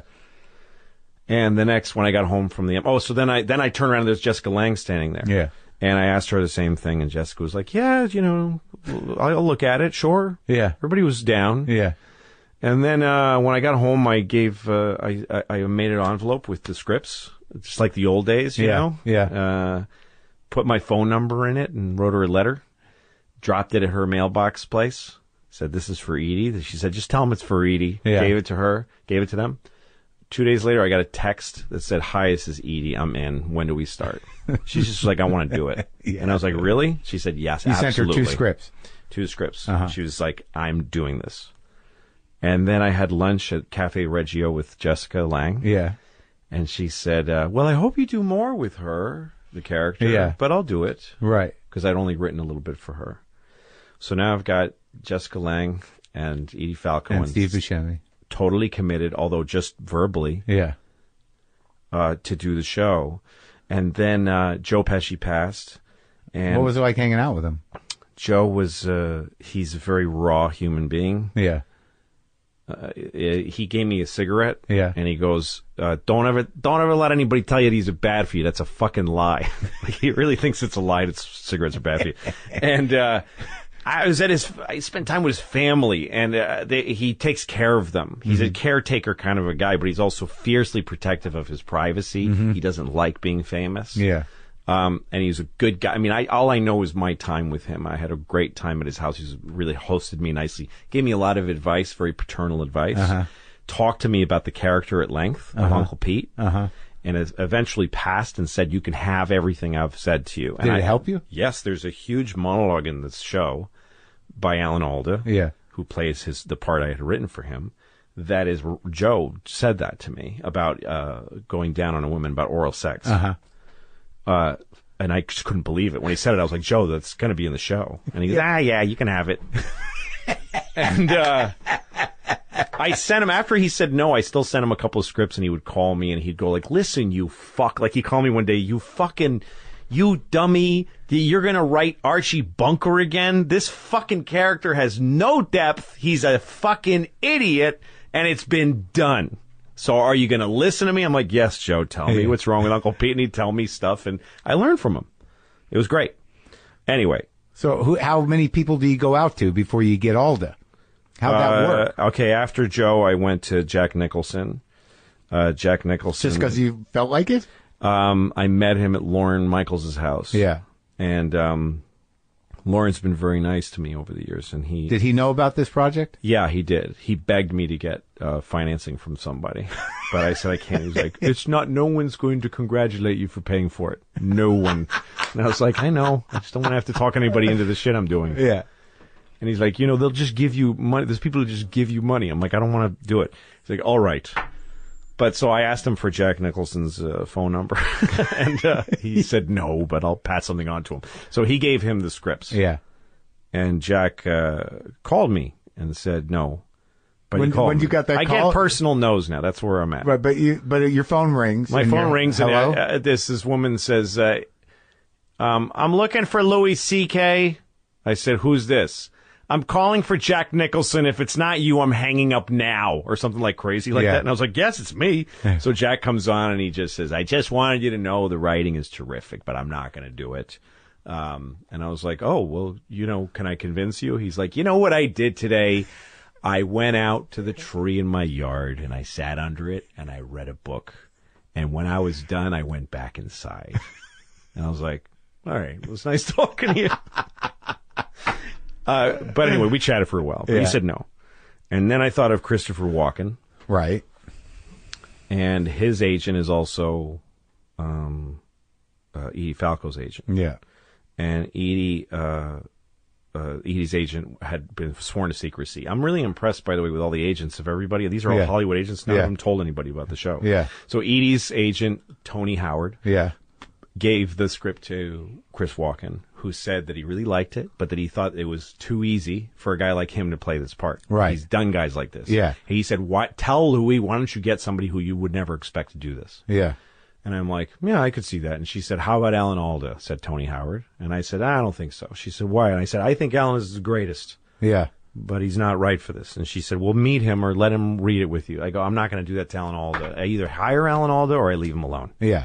She said, Alan loves to work. And I'll give him the script. Just let him read it. So she's doing an agent's job. Yes. Yeah. So he read it. And he wrote me an email. And he said, I really love the material. I'd love to talk to you about it. And if it's not right for me or I'm not right for it, I'd love to find that out as quickly as possible. Right. But let's talk. Yeah. So he came over to my house. Yeah. And he's a great guy. Yeah. And he's really serious and into his work. He's a real artist. Yeah. And I'm trying to see Uncle Pete in him. Yeah. I was like, so how would you play it? He's like, I don't think about it that way. I don't intellectualize it. I just start doing it. Like he wouldn't tip his hand. Right. And I was like, fuck. How's this guy Alan Alda gonna go? Cox is niggas and piss ants. Like what? Yeah, nah, it's not him. Alan Alda's not that I'm guy. like, he's not that guy at all. It could be a huge mistake. Yeah. But then I'm looking at him. I'm like, Alan Alda's in my house. Yeah. I love every single thing he's done. Yeah. Everything. Yeah. And he wants this. Yeah. So I said, let's just do it. And he went, really? I said, yeah. I want you to do it. He said, are you sure? I said, yes. Yeah. And he left, and then Tony called me and said, Alan's concerned. He says you gave him the part, but he doesn't think you really want him to do it. I said, I want him to do it. And so, anyway, I'm talking too much, but I had all the big four. Yeah. Steve, Edie, Jessica Lange, and Alan. Had him cast. But you hadn't done a read-through. At this point, I had read four. I had killed Uncle Pete. I hate to give a spoiler, but I'll do this one just to tell the story. Yeah. I killed him in episode 4 so that Pesci would do it because he said 10 episodes was too much. Yeah. And after Pesci walked away, I was like, 4 actually makes sense for him. This makes sense for the character. This character being such a looming figure and then dying is a huge, great thing to do to who's left. Right. Nice void. Yeah. Yeah. Voids are fucking great for tragedy and drama. Yeah. So, and then Alan was going to Australia right after episode 4. We already had it scheduled at this point. So it worked out. Okay. So now, I realize, and meanwhile, the FX deal that I've been putting together, where I'm about to sign it, it's final. They're being really nice to me. Yeah. Generous amount of money, really decent terms. Yeah. And I realize this is not a little webisode series. Yeah. You've got 4 major actors. 4 huge actors. One of their Emmy Award-winning actresses, Jessica Lange. And that's not on FX. Yeah. And I'm about to sign this deal, and I'm in it. Yeah. And I just walked off of the air on FX. And you got to tell them. I was like, this is fucked up. I legally don't have to tell them, but there's no way. You want to have that tension. I can't do it. Yeah. And it was so, I mean, my stomach lining is just, I'm just shitting it out. And I'm like, I gotta have this conversation. I had it many times in my head. Yeah. And I thought, God damn it. There's no good version of this. Yeah. You know, at one point you start trying to say, how can I say this? And then you go, this is no good way to say it. Right. Because I have to make the fucking show. Right. And I have to make it this way. Yeah. And I have to make it. I'm not telling anybody. Right. This is all the only way to do it. So I called John Landgraf. And I said, listen, man. I said, I'm about to sign this deal with you and make it final. Yeah. I need you to know about this before I sign the deal. I didn't ask him, can I do this show? I said, I'm making this show. Yeah. But you need to know it before we sign the deal. Yeah. And I realize that this is really disruptive, but it's creatively what I believe in. Uh-huh. So I don't have a choice, and I want it. I want to do this. So whatever you do with the deal, I really want to make those shows for you on the network, but I'll understand whatever you want to do with the deal is I'll understand. Yeah. I hope you decide to sign the deal. Yeah. But I can't have you sign it without knowing about this. Yeah. So he said, well, this is a lot you need to give me some time to digest this. But you didn't tell him about the show. Oh, no, he asked me what's the show about. Yeah. Because I think he wanted to know that I wasn't doing just Louis on my own network. Right. And I told him it's about a bar and 2 brothers that own a bar. And that was satisfying to him that it wasn't the same ground. Yeah. And he said, all right, let me think about this. And then he called me like a few days later and he said, walk me through deciding not to do Louis and then deciding to do this. Like, just take me through. And I told him basically the story I just told you. Yeah.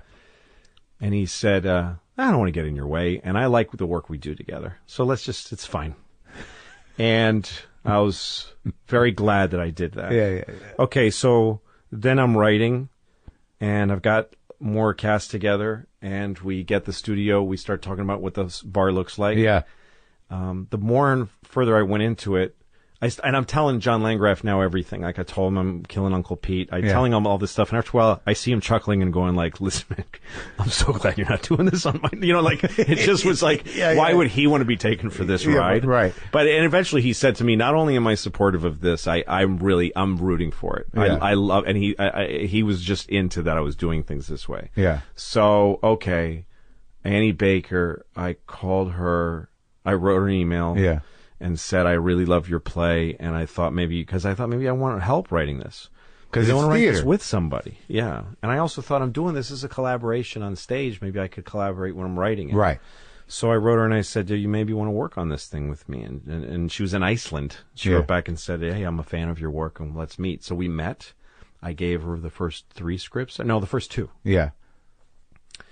And she loved them. And she said, this is really great. And I said, well, will you write on it with me? Like, be a writer on the show. And she said, I don't know if I can do that. And she went away a bit and thought about if she could write. And she came back and said, I don't think I can do that, like write for you on your show. Right.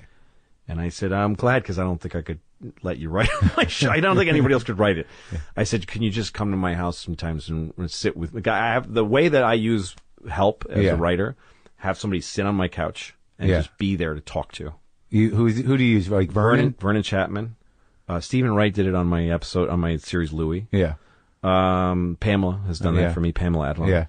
On this thing, I didn't have anybody. Vernon I had. Vernon was helping me that way. But so Annie's great contribution to the show was that after 2 episodes, I decided I want to do an episode where 2 people talk for the whole episode. Yeah. And you never walk away. And at this point, most of them are around 30 to 40 minute long. The first one was 65 minutes. The second one was 45. Right. So I wanted to do one where it's 2 people talking. And my first idea was it was 2 people in the bar that aren't connected to the characters. Just like 2 patrons of the bar talk for 30 minutes, episode 3. Right. And Annie and I talked about it. And she said, I think it needs to be people on the show, but maybe you introduce a new character. Yeah. And so I started thinking of that. And then I thought of this woman who I met at the Emmys also. Yeah. Who's a brilliant actress. I don't want to say her name. And I thought she could maybe do it. And Right. she likes me. So, Yeah. and I thought, what if I think of something for her? So I came up with this idea, this area, and I started telling Annie Baker this idea. The ex-wife. The ex-wife. Yeah. And this thing about a confession and Yeah. people sharing culpability and, you know. Yeah.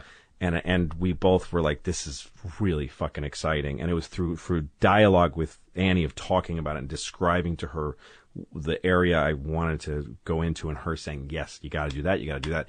And Annie said very early on, I feel like this starts with a shot of this woman who's a new character, and you don't know who she is. Yeah. And you don't know who she's talking to. And you also, like, don't, even though you know the actress, it takes a minute to identify her. Oh, definitely. Because she's, you know, dressed down. Well, that's an There's interesting no thing makeup. because the original actress is somebody you would have gone, boom, you would have known who that is. Right. It literally through the entire episode, which was really one of the best performances ever anywhere, in my recollection. I think that's true. I do too.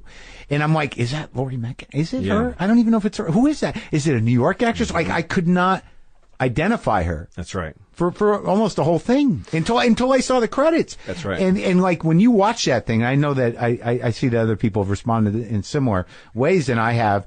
You're like, what the fuck? Mm-hmm. Like you know you can't even explain that performance, where it came from.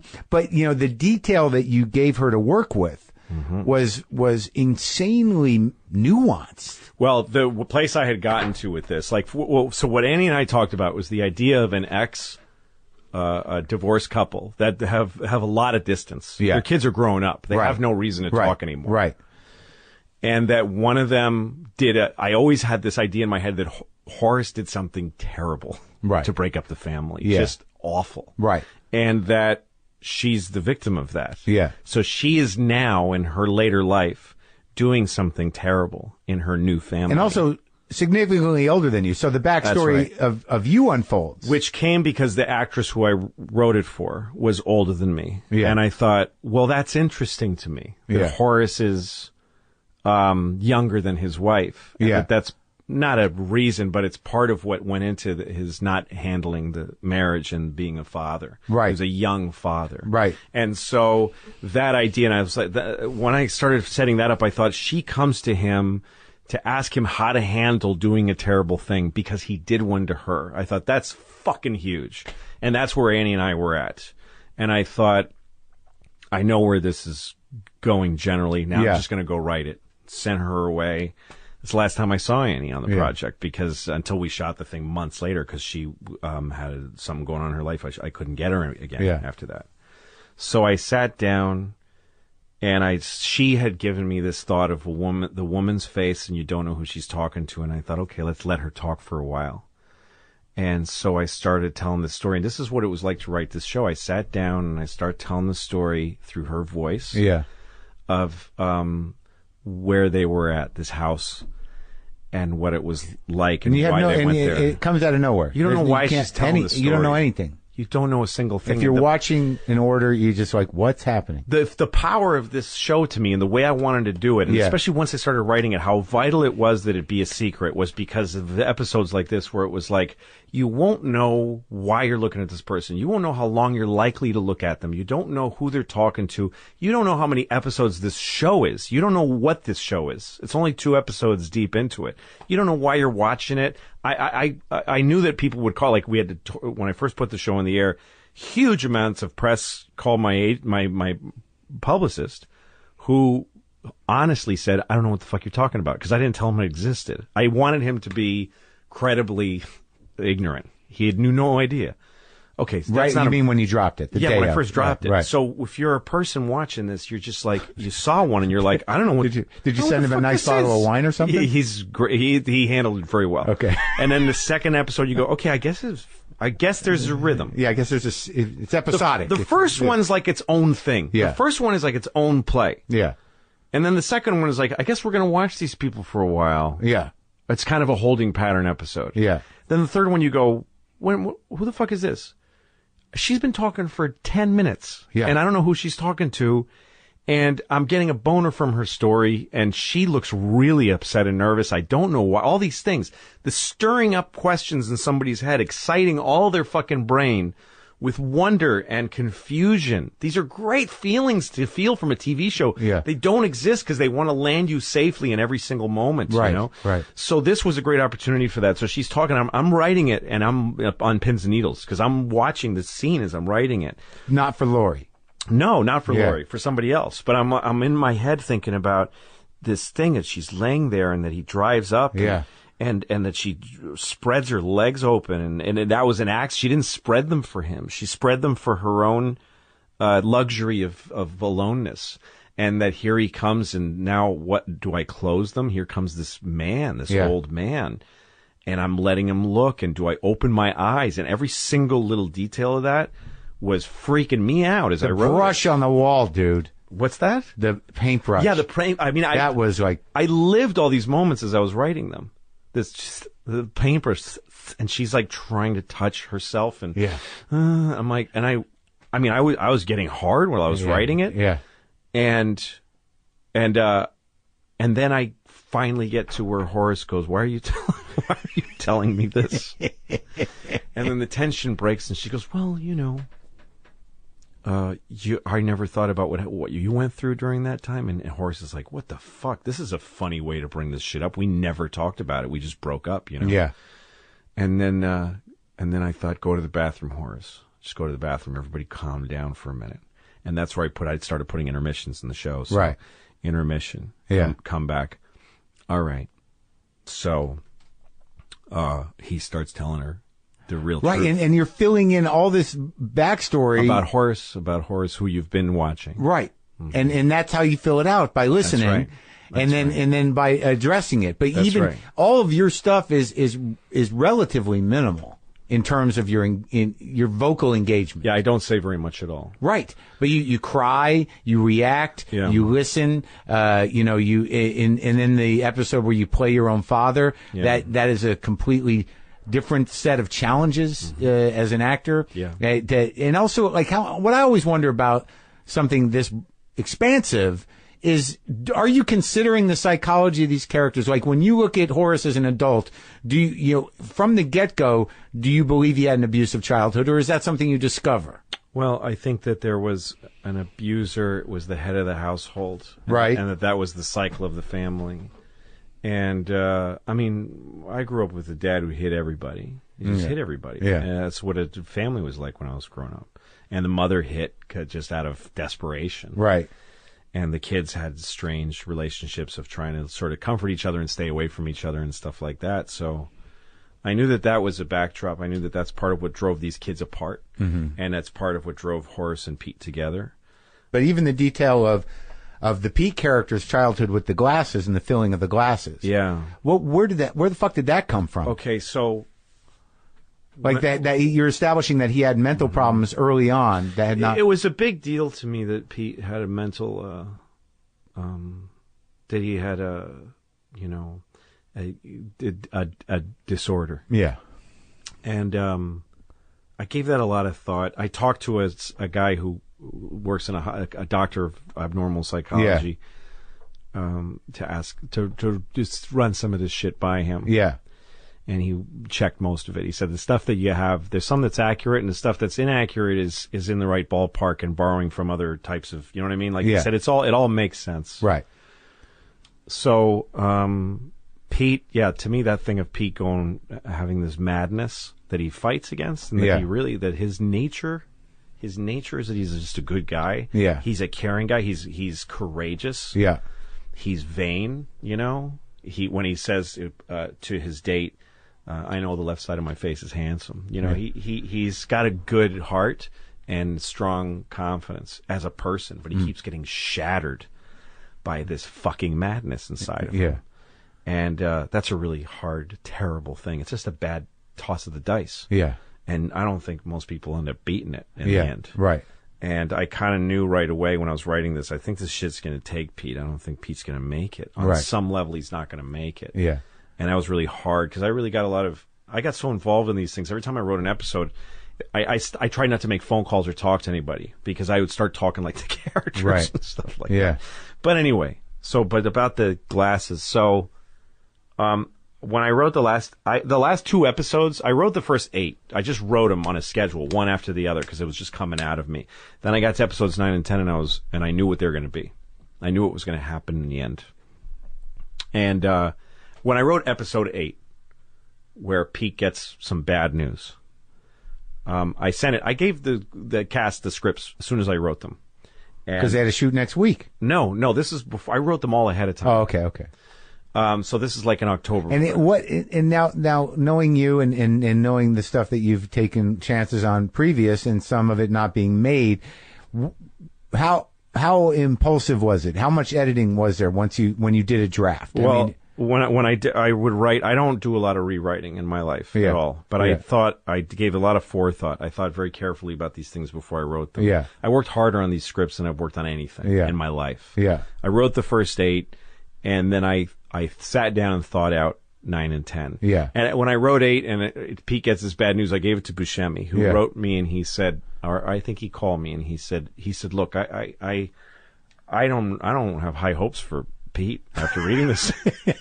And he said, it doesn't seem like he's got much of a chance in life. And after we killed Uncle Pete, anything could happen. Right. And I just want you to know that that's okay with me. Because at this point, I thought, we're on season 1. This is season 1. And this is also the guy that made Trees Lounge. That's right. This is his wheelhouse. This is a guy who's done, he's got an incredible body of work. Yeah. So he said that, and I thought, I don't know. Because it was hard to think of, I don't want to take this part away from Steve. I don't want to take his character into this terrible place, because I'm hiring all these people. They're all taking a chance on me. Edie and Steve and Jessica and Alan they're giving me the first quarter of their year, which is a lot from actors of that caliber. And I thought, I want to do this show for years. That's what I originally thought. But every time I took a big dramatic or tragic turn in the show, I thought the only thing that keeps you from doing that in a sitcom or any series is that you need to stay within the margins on a series so that the show stays the same, so it can stay on the air. Right. The decision to not make big moves on a television show is an economic decision to make more product. But as a writer, you just want to be able to say, I don't give a fuck what happens to anybody as long as it's important, as long as it works in the writing. Yeah. So I thought about 9 and 10, and I was like, oh, fuck, I know how this ends. I know what happens at the end. Yeah. I don't want to do it. I don't want this to end like that. I don't want it to, but I have a feeling it's going to happen.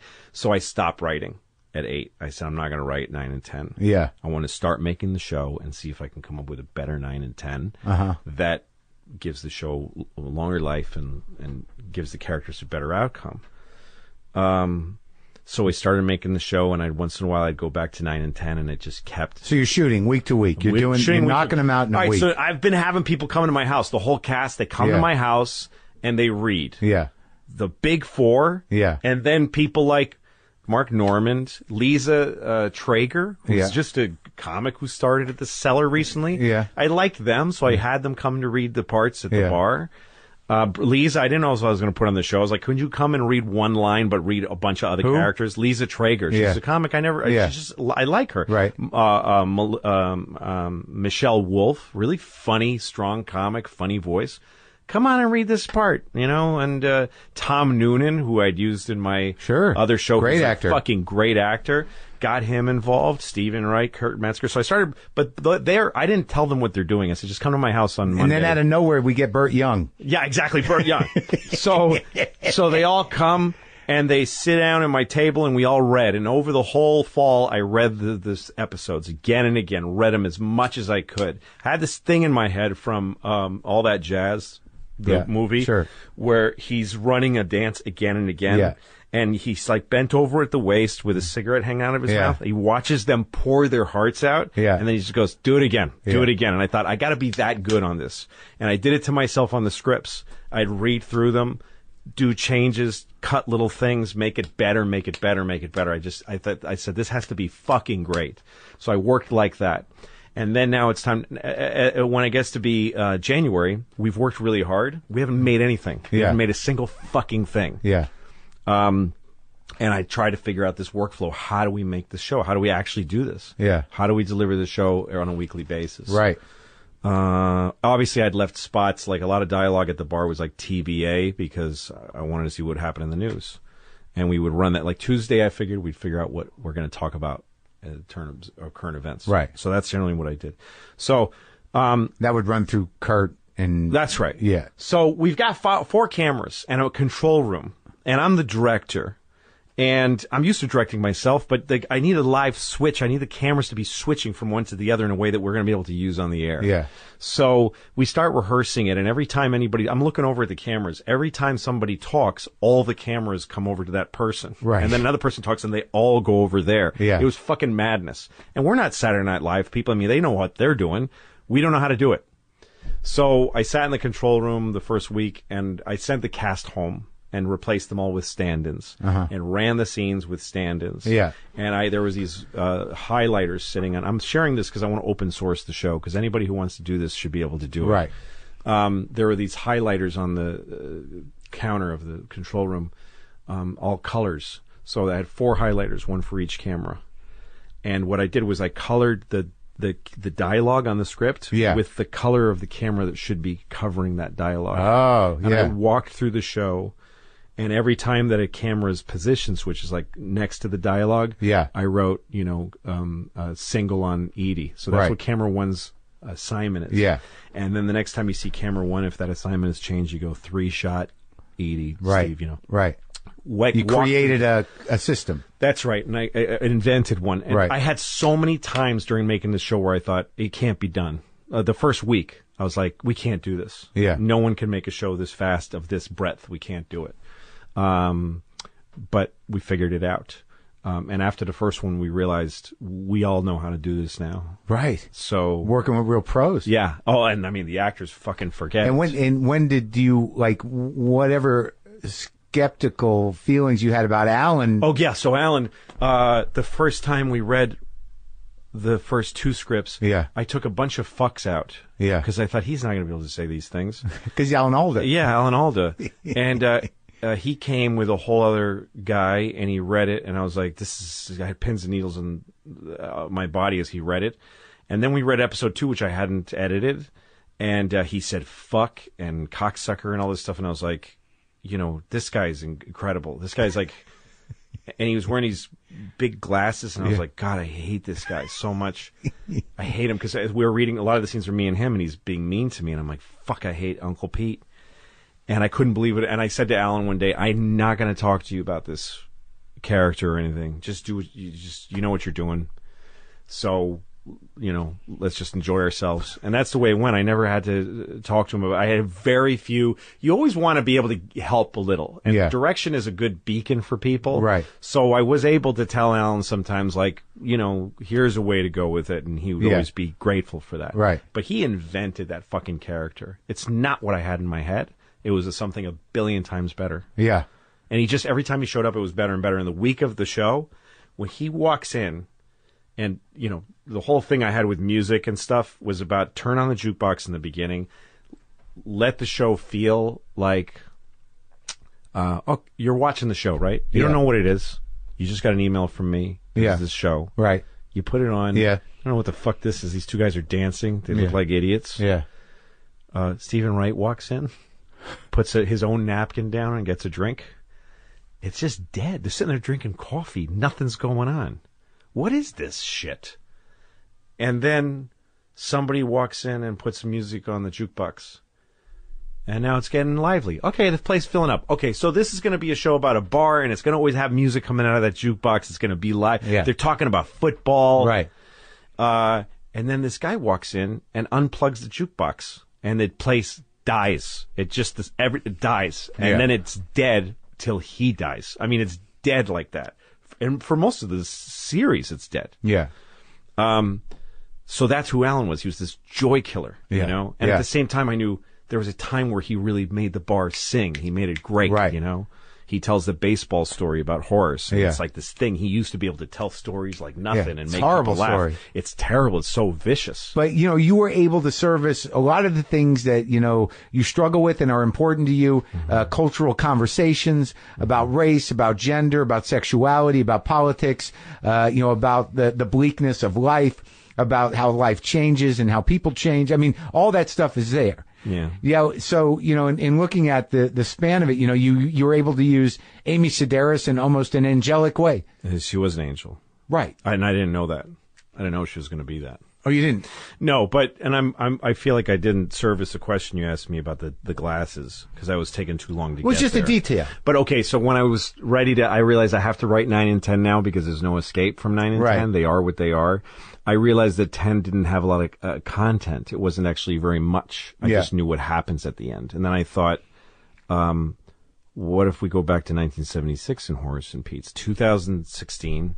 1916 when the bar was open, and now let's go to 1976, somewhere in the middle. Bicentennial quarter. Yeah. Yeah. And I thought, what if we go to the day they left? What if we go to the day that Horace and Sylvia were taken away and Pete was left behind, which is sort of what informs the whole story. Yeah. And so I thought, okay, and then You're playing your father, Edie, your sister's gonna play playing my your father. mother. She's playing my mother, and Pete's going to play Uncle Pete as a young man. Great job on that, he did. He was amazing. So, and then I thought, then when you get a whole new set of bar patrons, and this time it's fuller and it's more alive. Like in 76, it was fun. It's not fun anymore. Right. That's what I wanted to Active sort of conversation, say. not threatening, not foreboding, not malignant. Immediately I knew George Wallace. Yeah. And then I thought about Colin. Yeah, Colin was great. And I met with Colin, and he told me about 2 hours of stories of New York in 1976 when he lived in Brooklyn at that time. It was great because he said to me, your bar was on Court Street. Yeah. Like he put my bar, he said it was on Court Street near the municipal buildings downtown. And he told me all about having a girlfriend in Trump Village in 1976. And so I extracted all this shit from Colin. Credit to him because he told me great stories like the one he tells about gang members chasing each other. And I wrote his character. And then I thought about David Blaine, who'd I run into once in a while. Yeah. A guy doing a magic trick and freaking out Uncle Pete. Right. And then I thought there should be also an old guy like we had. And then I thought about Burt Young. And I asked my agent, just call Burt Young's agent and tell him we have this. You just sit in a stool and you'll say some shit. I don't want to send him a script. And he said yes. Burt Young, his guy's name is Horace, and my guy's name is Horace. So he memorized the script. And he thought all my lines were his lines. Oh. Which was fine. Yeah. Because sometimes we both say something at the same time, which is funny. Yeah. And also, he was better than... there's a bunch of my lines... Most of the things that he says... Old Horace. ...were my lines. I just let him have them. Yeah. Okay. Anyway, so the abuse. Yeah. And the glasses. Yeah. So I'm playing this guy who abuses everybody in his family. Yeah. And I've never done that. Yeah. And I don't know how someone does it. Yeah. And every time I would sit alone, I'd make sure no one was looking, and I'd read the lines out loud, and I couldn't do it. Hurt.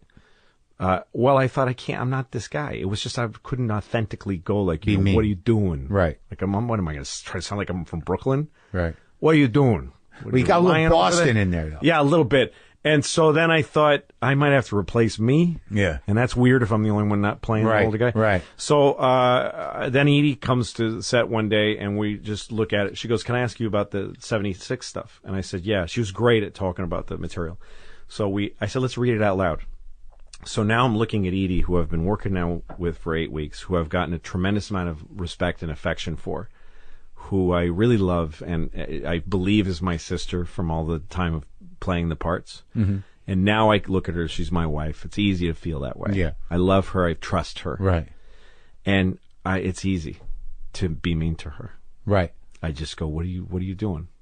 You fucking liar. Yeah. It was easy. Yeah. Because I trusted her. And I realized that's what abusive people do. Yeah. They just go, she loves me. She loves me. Fuck her. Fucking whore. Yeah. It was so easy. It was horrible. Grabbing her. But I remember when we were rehearsing and I was dragging her by the back of the hair through the bar. Mm-hmm. I was saying to everybody, I'm dragging a national treasure by the back of her head. I felt terrible. But in filming it was easy to do. It's brutal. Yes, it is. So then this kid, I thought Pete's going crazy. He's just going crazy at 13. He has no control over it. Mental problem. That's right. He gets a thing in his head, he can't get rid of it. So I thought of these two details. One is that he ripped the faces out of some pictures and then hid them. Mm-hmm. And the other is that he gets told by somebody he's got to fill every glass with water in the house before the sun comes up. That was just a device you came up with. That's all. And then there was this thing, the way the kid did it, of like, you know, it's very good. Yeah. And he's laying the glasses out in rows. Yeah. That kid was so goddamn good. Yeah. I walk up to him and all I said to him was, when I take my glasses off, you know you're going to get hit. Yeah. Because we did versions where I did a stage slap. Yeah. And I'm like, I can't do it. Yeah. I can't do it. Yeah. So I take off my glasses, and the way he stops, it's horrible. And then you cut away and just hear no. Yeah, you just hear slapping and no. Yeah. So, okay.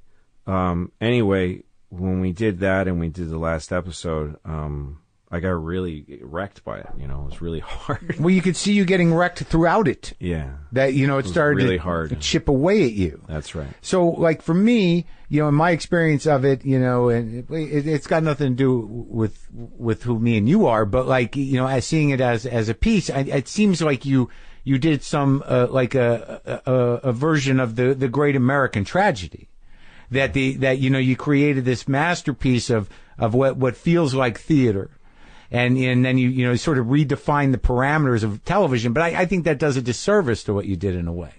That you shot it, you know, so beautifully and so specifically that the experience is theater. Like, you know, that the space and, you know, you let things sit. And this is not stuff that I know for you is easy. It's not easy for you to listen. It's not easy for you to cry. It's not easy for you to be abusive. And like, so the challenges for yourself were huge. Well, they were, and the listening is the big one, because I didn't make myself cry in any of these scenes. It's not written when she's telling Horace about her son. Yeah. About his son. Yeah. Who doesn't speak to him. Yeah. It's not written that he cries. There's no reaction written. It's Yeah. just her lines. And when she said them, I just bawled. I couldn't control it. Yeah. And on every take, we do have 3 takes, but I really lost it when she's telling me about my son and how he's happy. And wait, He's what a good about man. Laurie Metcalf? Were you just astounded? So the woman who I wrote it for couldn't do it. Yeah. And I started thinking of people, and Laurie Metcalf's name kept coming up. And I knew that she was a great actress. Yeah. And I wasn't sure it was her. And then I saw a piece from her show called Getting On. Yeah. And I saw her do this. I don't remember what the scene was about, but it was just great. Yeah. And I was like, why didn't I? She's perfect. There's nobody else that can do it. And then I got panicked because I thought, now I'm probably not going to get her. Because now that I know it's her, I'm not going to be able to get her. Yeah. This is way back in October before we started shooting. And so, I don't remember exactly when, but so somebody got her the script. I emailed her. I tried to get it to everybody personally because I didn't want anybody to fucking know about the show. So I wrote her and said, please don't tell anybody about this. Please read it and please do it. Yeah. We can do it on a Monday. She was in a play. Yeah. So she wrote me back and said, I'm already memorizing it. Mm. And I said, great. I'm so excited. And I never spoke to her again. Never met her. She just took the part. Yeah. And then that was it for that. Then episode 3, because episode 3 was just me and her talking. So there was nothing to do. Yeah. There was no logistics to it. So, but you had no experience previous to the scene of what she was going to do with it. No idea. No idea. So were you just sitting there going, what? Yeah. So episode 1, episode 2, and putting the show out, absorbing the reaction from the show, all of the freakish life of all of that. Yeah. Now it's time for episode 3. And I'm like, fuck. I got to do episode 3 now. That's Laurie. That's right. Laurie's doing it. Fuck. I hope this is good. I don't know. I never talked to her. Yeah. Probably should have brought her in a few times. So she came the Friday before we shot it. We shot it on Monday. She came in on the Friday before, and she sat down and she read it with me. And I thought, Jesus, motherfucking Christ. Yeah. This is really huge. Yeah. This is a huge thing. And I didn't know it because I hadn't looked at the script. Yeah. I don't know the lines. Right. And she needs me to just catch and throw and toss back. Yeah. That's all I have to do, and I'm not ready to do it. Yeah. And God damn it, I didn't know what this was. I forgot about it. Yeah. And when she read it, I was like, she's vulnerable. She's ashamed. She's turned on. She's scared. God damn it. And I thought, this is the biggest thing I ever did is just this one stupid dialogue. This is the most important thing I'll ever do. Right. And we're doing it on Monday. And I'm really tired. Yeah. And so over the weekend, I got as many people as I could get to come over and read with me. I don't prepare. Yeah. People came over and read it with me. I had to know it perfectly. I read it again to be there for her, just for her. I got nothing I have to do, but not fuck her up, because she needs to do this all of a piece. Yeah. And the hardest, talk about listening. Yeah. 10 minutes of looking at an actor telling you a story where you're not on camera, where you're just trying not to derail them. Yeah. So, yeah, I took all weekend, worked on it, and then on Monday it was like a closed set, like when you do a sex scene. That's what I told the crew. Yeah. No one unnecessary on set. Quiet. And I set up the shots and the sort of game of how to shoot it. And then she came in and then we sat down and it was dead quiet in that fucking place. Oh, Alan Alda coming in at the end. We had shot that already because he was left town. Yeah. Yeah, so we sat down and did it the first take. I figured we'll get a few takes in. First take, we kind of had it. I mean, she kind of nailed it on take one. Yeah. And I was like, God damn it, Lori. Okay, let's do one more. Second one is far better. And that's all we ever did of the first half of this episode is 2 takes. And then we did another one of the second half, the dialogue between me and her. And when she told me about my son being a good man and making good choices, I just felt so many things, and I couldn't hold it in. And that's when this show started to shift for me, because I was really getting involved emotionally as an actor without trying. I didn't have to go and think about sad things. I just opened up to these people. Right. And that speaks a lot to, your experience with, your mother. And being there for your mother. That's right. And having 2 fucking sisters. Three. Yeah. Like the amount of emotional space and the sort of the gift of these characters to the women in this show is sort of mind-blowing. Like, it's a beautiful thing, but I think that comes a lot from stuff that you really haven't reckoned with publicly. No, it's true. Your relationship with women is complicated, and it goes back to when you were a nothing. That's right. A child. That's right. It does, and I think that I was able to dig deep that way because it was about family. Right. And here I have this daughter on the show who, I thought about my daughters when I did Louis, but in this case, I thought about my sisters. Right. Because my family, my dad we don't have a relationship with him. I don't have one with him at all. Yeah. And so that's who Horace's son is really me. Yeah. I'm playing my dad a little bit, right. know? And then, but I have one sister who stays in touch with him. Yeah. And I hope I'm not divulging anything private, but I asked her once because she has a hard time with him. Yeah. But she stays in contact. Uh-huh. And I asked her once, why do you do that? Yeah. Why do you put yourself through it? Because I don't. She said, well, he's part of me. Your parents are part of you. And I feel like if I can accept him, not forgive or even like, right, but if I can accept him and be open to him in my life, that means I can accept and be open to parts of myself that I have a hard time with. And I thought, God damn it, that's such a strong choice. That's a brilliant thing to be able to do. I can't do it. Yeah. Willfully admit I can't do it. Yeah. I'd rather just avoid and shut down. Right. So that's who Adie is. She's really my older sister. Right. And that she just looked at, I'm going to tell you how I feel. If you want to be around me, you're going to have to listen to what I have to say. Right. But so that's who she was. Yeah. Anyway, yeah, it was very intense. And after 3, we killed Uncle Pete, and him telling Pete about eating pussy as his last words was all Joe Pesci's thing. Yeah, but he turned it into this thing. Joe Pesci started by telling me you don't eat pussy because it makes you into a schmuck, and even women that do it, he doesn't like them. Yeah. But then he says, but that's because love is you face each other and you come at the same time, and nothing is and nothing else is worth it. Yeah. Hold out for real love. Yeah. Joe Pesci said that to me. Yeah. And so for Uncle Pete to say that to him, don't ever do that, son. Don't ever eat a pussy. And then he shoots himself. And I'm sorry for the spoiler for whoever's listening.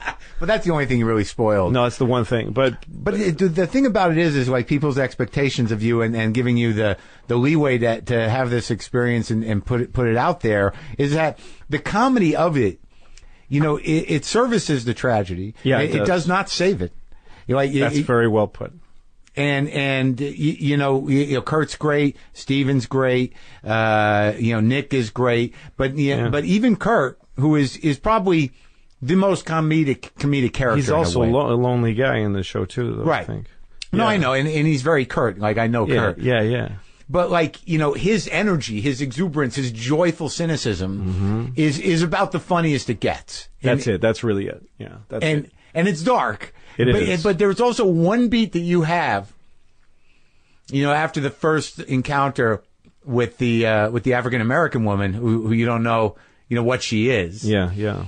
When she leaves and you have that moment before you walk in the bedroom, I don't want to give it away because it's so clearly a comic moment. Right. That's right.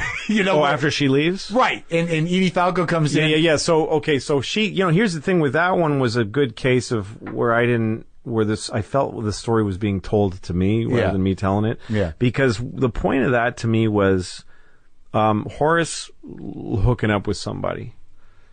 One night stand. And the one night stands in life that are very mutually good. Yeah, and also mutually negotiated. Yeah, everybody's cool with what's going on. Right. And that when she wakes up the next morning and goes and she's just like, I didn't mean to stay over. And Horace says, have some eggs. And she says, and then I'm leaving. And Horace says, yeah, please do. And then they're able to sit together because they both know no one's going to get snarled here. Then you get into that conversation that you have, which I've never seen it played that way. Well, because I thought what's interesting, once I got them sitting down, I didn't know what I was going to have them talk about, but I thought, here's an interesting thing. Two people who have been intimate, which means they can tell each other something. Yeah. But they have negotiated we are never going to see each other again. Yeah. Which means they can tell each other things without fear. Yeah. That's a big deal. Right. And I thought, Horace is a guy who, if you ask him 3 questions about his life, you find out something terrible. Yeah. That's a fucked up way to go through life. Right. Do you know what I mean? Yeah. Hey, you got, just questions that are nobody, and they're eating eggs. They don't really even want to talk. Yeah. You got, are you married? No. Divorced. You have kids? Yep. 2. Yep. Really? How old are they? And then it all comes out. You can't even answer that question for Horace without this horrible truth coming out. Yeah.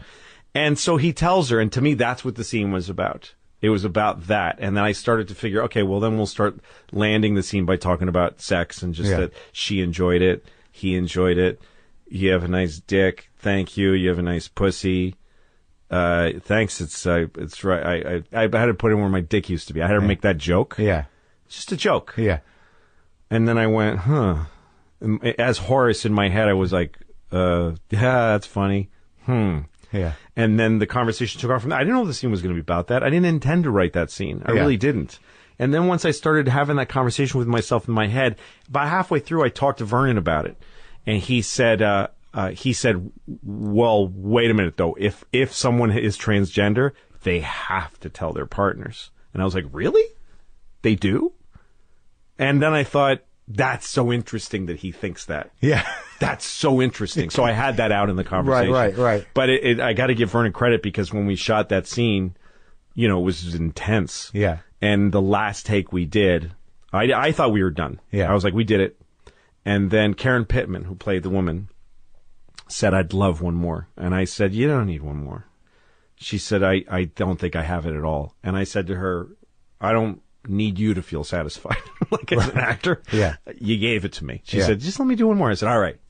So we did it. That's the one we used the last one. Right. That she wanted. Yeah. And it's far better than the one previous. So she gets credit for that. But right before we did it, there's something I've started to do in directing when I'm in the thing. Yeah. If you're doing a last take, it feels like a last take, do something that the person didn't expect. Like walk towards them when you haven't for 5 takes, or walk over and like put your hand on their shoulder, something that makes them do something really honest. Yeah. But anyway, he got in my ear and said, you should say this one thing. And he fed me that line right at the... Which one? Right before the one you're talking about, the thing I say to you.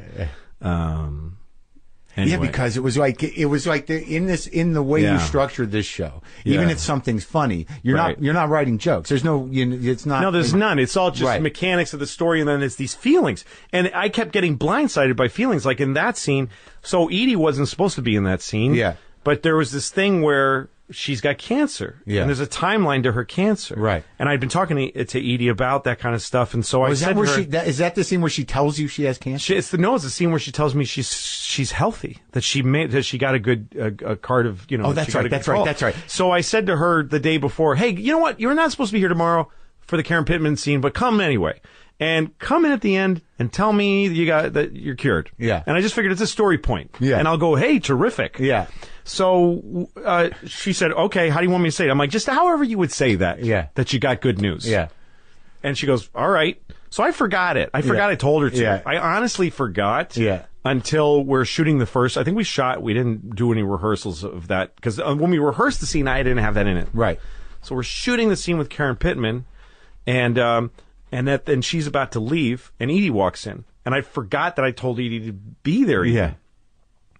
And then it's like weird because she's there with this woman I was just with. Yeah. And then the Karen Pittman leaves, and I go to Edie, and she looks weird. Yeah. And I'm really in a real place. Yeah. And I said, what's up with you? And she says, I've got good news. And I go, what? She says, I'm okay. And it fucking hit me like a ton of bricks. Yeah. I never experienced something like this. She said this thing to me, and I was like, that's my sister. And I was afraid to even consider the possibility that she was dying. Right. And she's going to be okay. And now I'm upset that she was dying. Yeah. It hit me so hard. I mean, I'm getting emotional now. Yeah. I fucking lost it. Yeah. I just like, I started to cry. And then I wanted to hug her, and I thought, I can't. She's not like that. I can't do it. Yeah. Sylvia doesn't like to be hugged. Right. So I just kind of stood there, and she stood there kind of gasping. Yeah. And then we hugged awkwardly. Yeah. It was unbelievable. Yeah. And then that line that Vernon gave me was just perfect. It was perfect. It was a pretty outstanding line. Yeah, no, it was great. So that was another time I got really hit hard. Well, I saw you going through it, but do you feel when you look at this thing, and outside of whatever the finances are, none of that's important to me. We because you're gonna be fine. Yeah. So when you look at this thing, do you feel like you've exercised something? It was a big deal. But can you identify what was this doing inside of you? I don't know, man. I mean, I feel like it wasn't just me because we all shared this thing. Right. Every week we would sit down with a new script and we would talk about it, and then we'd run through it and we'd go, wow. Tuesday we would just burn through the script, like on the set. Just burn through it again and again. And then we slap on microphones like on our chests and let the cameras watch us do it so we could start to get a sense of how to shoot it. But so you had a real community. You had a family. Yeah, exactly. And I had... it's theater. And we're like working through it and starting with not knowing it and saying, what do I say? Like first we would do it on book. Everybody's staring down at the script. So we just are all hearing it. But no one's connecting because you're not looking at anybody. You're looking at a script. Then you put the scripts down and you read through it and you look at each other. But then you have these big moments, but then you see someone just die on camera because they forgot their lines. I mean, not on camera, but we go, what do I say here? Yeah. And then you get piecing through it. And then we go to lunch, then we come back, put the microphones on, and now everybody kind of starting to know it. And then we would talk about it and go like, wow, this one's really, I'd written them months before. So it was like I was discovering each one with the actors. And then I would be like, all these tracks in my head running at the same time because it's like Steve Buscemi walks in the room and he starts doing a scene and I'm like, I'm feeling all these things about my brother. Yeah. And I'm also thinking, God damn it, is this guy turning in a great fucking performance? Yeah. And how does he know all of his lines? Yeah, I don't know any of my lines. He so gives a shit about this crazy thing I wrote. And he loved it. Him and Edie and Alan, all of them loved working on it. And they would tell me this over and over again, that they loved working on it. And then the show would go out and the world would see it, the little world that was watching it. Yeah. And the way that people were expressing their appreciation, most of the people that write sort of like TV recaps were ignoring it. But a couple were recapping it, and I would read those. Yeah. And I got a lot of emails, and I was reading them. I don't read emails, but I was reading them because they were all very profound, and people were very upset by what they were watching and compelled by it. And I thought, this is really a fucking big, small and big. Yeah. And we just all knew we were doing. And the bar felt so real to me. That fucking bar. Yeah. That Amy Silver, our old friend from the bartender at the Paradise in the 80s. Yeah, she designed it. She built this bar that lived for us. Yeah. And your guy Paul, was on. Paul, my guy Paul Kessner, and a big thing that happened was the editor, because I always edited my own show, but I let her have it, and she really earned the job on episode 3 because she stayed on my face when she was telling me about my son, and I was crying. And when I saw the edit, she doesn't cut away from me once. It's a really long reaction shot. Yeah. And I was like, defend that. That's indulgent. And she said, I can't do it any other way. She said, you have to. She said every time I watch this, it makes me feel all these things. And when I cut to her, I don't feel them. Yeah. In this one thing. So I started this thing I do with an editor now, which is she does something I don't like. Yeah. And instead of saying change it, I say, why'd you do it? And she tells me something, and I go, well, I hadn't thought of that, and I let her have it. Yeah. So she started shaping how the show feels, but never editing, never shoring up, never shortening moments, only shifting around where the cameras are, because they're all in isolated record, and putting the pieces together.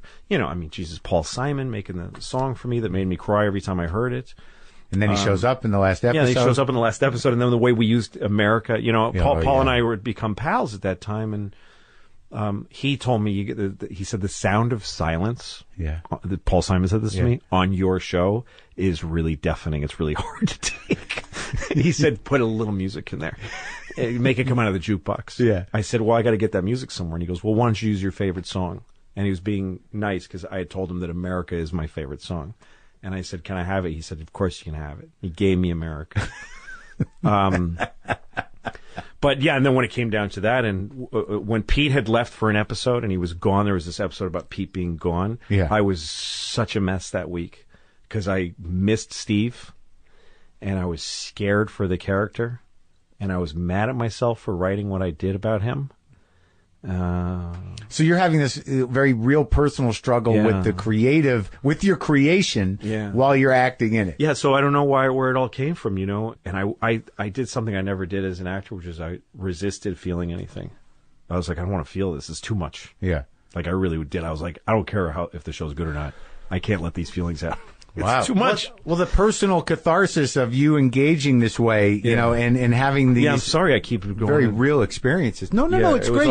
The thing that was important to me, and one thing about the way I did it was I didn't want to have to tell people, like, I promise you this will be funny. I promise you this will be good even. I just wanted to lay it out there. But say, if you want to watch it, you can watch it. But all these things you're talking about, the life of the show and the life that you lived in it and these performances and this collaborative experience and the courage of making it a tragedy definitively. Yeah, it really is. Is something that it's not been done. For me, like, it's a weird thing that my experience is like, this should be 2 days of theater. Like, you should put this up. Right.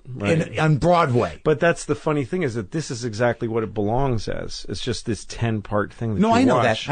I know. But the theatricality of it. Yeah. To have that experience where you let these pauses happen and you let these things be open-ended, you let these emotions happen, and you let these horrible people, some of them, have their time. Well, like with the scene with Lori, I thought that what I learned from writing that one was that you've got a big issue between two people with a lot of frayed ends to it and a lot of conflict and a lot of hurt. And the two of them try to figure it out. And one person says, here's 4 ways to approach it that could help you. And the other person says, I can't do any of them because I love too much or I'm too scared. Right. And then the other person goes, well, then don't do any of it and just keep doing it. Keep doing it. And the other person goes, yeah, I guess that's what I'm going to do. And kind of fuck you, but also how you doing, and then just walk away. But you needed to unload. I mean, that's a conversation. Sure. That's how people talk to each other. Once you've lived a lot of life, especially when you get in your 40s and 50s and beyond, you get to a point where it's like, we can exchange a few words, but we're not going to fix nothing. Right. It's all dug in. Yeah. And you never could have fixed it. All you can do is like chat for a few minutes with somebody who's sort of walked the same roads as you, and compare notes. I do it every week. Yeah, exactly. And it can hurt real bad sometimes. Yeah. And I'm like in a weird place of mourning from this show. Yeah. I still, like you can see, I get like emotional about it, and I cry about the show a lot. It's a relationship. Yeah, it is. It really is. I miss it a lot, Yeah. and I want to do it again. I can't. I knew that at one point this is a 10-act play, and it's going to be over. And there's ways we could continue, and that bar's in storage, and I've thought about writing other things, and I might. This kid Horace at the end. Yeah. That's I don't know if you know who that was, but that's Angus, not Angus. Angus T. Jones. He's the kid on 2.5 Men. Oh yeah. Yeah, he's the boy of 2.5 Men. Oh, I didn't know that. Yeah, he's he walked off of 2.5 Men, number one show on television for 12 years. Walked off of it because he felt it moral conflict with the show because he's a Christian. Mm-hmm. And I found that really fascinating, that somebody that walks away from a huge job because he doesn't feel right about it. And that made me think about Horace in my show, this kid who, and his son who doesn't speak to him, who judges him so much that he won't speak to him. Right. Thinks he's such a terrible man that he's not worth his fucking time, his own father. Yeah. Just like I am with my dad. Right. That's who I am. And I thought about that, and I talked to Angus on the phone, and I said, I want you to play a scene. You have 3 lines. He's in Colorado. I'm like, I want you to fly in and play this one scene. Does he act anymore? Nah, I mean, not much. Not really. And I said, I want you to play a guy in a world that's very amoral, but you're not. In your mind, you're moral. Yeah. And we talked about the idea that when you make yourself moral, you separate yourself from other people, because most people aren't. So you isolate yourself. And he came and he played that part. So there's ways forward with it, and I don't know if I'm going to take them. I may leave it at where it is. But one thing I know for sure is that I'll do something like this again. Right. That's it. Well, that's the important thing. Yeah, I will do something just like this again. For sure. You've outdone yourself, and you've taken yourself personally and creatively to this other level, and you've discovered amazing truths. And the only thing that matters to me is that I can keep doing it, and all I need for that is for it to get close, at least, to being like it never happened financially. Yeah. And then I'll put it on somewhere like Netflix where a lot of people can see it and sample it. They won't have the experience that they had, the people the secret people. No one will ever see it the way they did until I do it again. Yeah. Which is this, but nobody will ever see Horace and Pete that way again. That you don't know how many you're going to see. You don't know what the next one's going to be. You don't know when you might see the next one. Right. I mean, for the first few weeks, nobody knew it was going to be every Saturday. I didn't promise that. Yeah. That'll never happen again. Or that something like this would never exist and then it did. That, no matter what I do, I'll never get that back again. I'll never get the thing back of posting it on my website and sitting and watching Twitter. Yeah. And then sending out the email and seeing Twitter, somebody writes, what the fuck? What the fuck is this? Did anybody get this email? What the fuck is this? And I'm like, it's 68 minutes, so they haven't watched it yet. 20 minutes in, people are like, I saw the whole thing. It's great. They couldn't have. They couldn't have. They were just that eager to say something. But just to watch the world take it in, and it was such a fucking wonderful thing. It was worth all of it. So I'll do it again. I don't need to make money on this. I don't need to. You know, I like a lot of people to see it. Yeah. LouisCK.net. LouisCK.net. It's $31. You can just watch the whole season. Just fucking, like, I don't get $31. That's a week of coffee. Yeah, I don't understand how people prioritize things. They can't, you know what I mean? Like, people want to feel like it's fair. This is why. And I understand it now because I've studied this. Yeah. It's not that they feel like that's too much money. I can't afford it. Yeah. It's that they don't want to be ripped off and they want to feel like it's on equity and the thing that they didn't think through, which why would they? Is that I'm on the head of the stream of this thing. I'm like in the mountains of the stream. And most shows make their first round of revenue on ads. Yeah. And then by the time they get to Netflix, they've made some profit already. Yeah. But I don't have that. This was the first. The people watching it, they're the first run people. Right. And that had value to some people. And they watched it. Anybody who didn't have value to, I didn't care to convince them or to advertise to them or promote to them. I could have easily. Yeah. But I thought it's better to let it grow exactly the size of people that it really needs. And also that just by nature of it, fundamentally it's not for everybody. No, it sure isn't. It would have been a real mistake to get out in front of this show and say, this is going to be great, it's going to be funny, and to have billboards and shit like that. And especially because I was coming from a place, this is a weird part of it. I had a show on for 5 seasons. It was nominated for Best Comedy Series the last 3. Yeah. We won a bunch of Emmys over the years. So I realized the success of my show is going to hurt the next thing I do. It's going to hurt it. It can't help it. it's going to bring too many eyeballs and expectations to it. And especially once I realized what this thing was. Well, but I thought if I bury it deep in a fucking mountain and it has like a little beep beep signal, like only the people will come to it who are likely to like it. But also, you created the space to allow yourself to grow creatively. You did what an artist does. You're like, because this business is built on people repeating themselves. Yeah. Even your show. Very good point. Yeah. Structurally, yes. It became not predictable, but it's like there was a stylistic predictability to it. Yep. And that's what made it, what made people kind of like, oh yeah, it's Louis. That's right. That's right. So in order to disengage from that, you had to disengage from it. That's right. I had to completely. Right. And then start from somewhere so far away from the center and just quietly drop it. Not even ask people to watch it. Just tell them it exists. Well, then I'm not asking for nothing. I'm just making it, and you guys come if you want. Well, you're the real fucking deal, Lou. Oh, I love you, Mark. I love you too. You did a great thing, buddy. And there's not many real artists around, and Jesus Christ, buddy. There's a bunch. There's a bunch of them, and nobody's paying attention. No, but just I don't want to discredit anyone's art, and I know there's a lot of real artists, but to be at the stature you're at, and to afford yourself and take the risk to find the freedom to take a tremendous risk on so many levels, and really insulate yourself long enough and thoroughly enough to do it and execute it. Not everybody does that. Well, it's a short life, and if you keep repeating your success, you're living shorter time. Like, in other words, you're going to end up looking back at your life in sections. Right. And so, not in years. Yeah. So for me, it's like the years I did Louis. Yeah. And that's one. Yeah. That's a one thing. Right. Then there's the Horace and Pete. That's one thing. Yeah. If I did Louis for 15 years, that means I got less. Do you understand what I mean? Yeah. I wanted to do more. I wanted to make more. I want to do a bunch of shows before I die. I'm 48, and most people make it to, 80 if they're good. So I ain't got that many left, I know. Me neither. I'm having a hard time knowing what to do with my mornings. Yeah. Yeah, exactly. It's an interesting and it's a luxury problem in some ways, given our position. It definitely is, and I don't know. I don't think but it's an earned luxury. Sure, because a lot of people that are coming up, they look at guys like you and guys like me, and they go, "Well, look what they got." Yeah, I mean, they don't have to worry because look what they got. Look at the opportunities they got. Yeah, we worry all the time. But how did we get to this place? We do have advantages. Mm-hmm. And the luxury of some choices. Right. But how did we get those? What did we do to pay into those? Were we born with that? No. We fucking slogged it with no hope of reaching this. I know.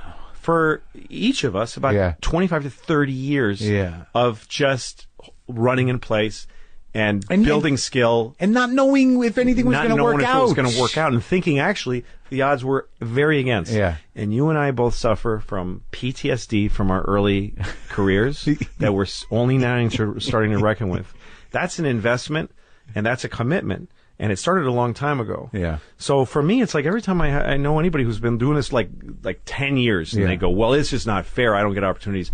You just haven't hung in there long enough. I know. Why wouldn't it take years and years and years and years and years and years and years and years and years and years to be great? To be to get to make TV for a living. What an insane payoff. It should take that long. It should take There'd be less garbage. That's right. That's right. A lot of people get it pretty quick, but you can tell they got it quick. You can, and then you can see them go away, and then some of them come back. I always love those guys. The guys who get the big breaks, like Kevin Hart and Bill Burr, who got sent up the flagpole, didn't work out. Right. They went back to the grind, come out bigger than ever. That's a real story. If you can get through that, if you can hit and die and then come back, you are something. Yeah. That's what Chris Rock did.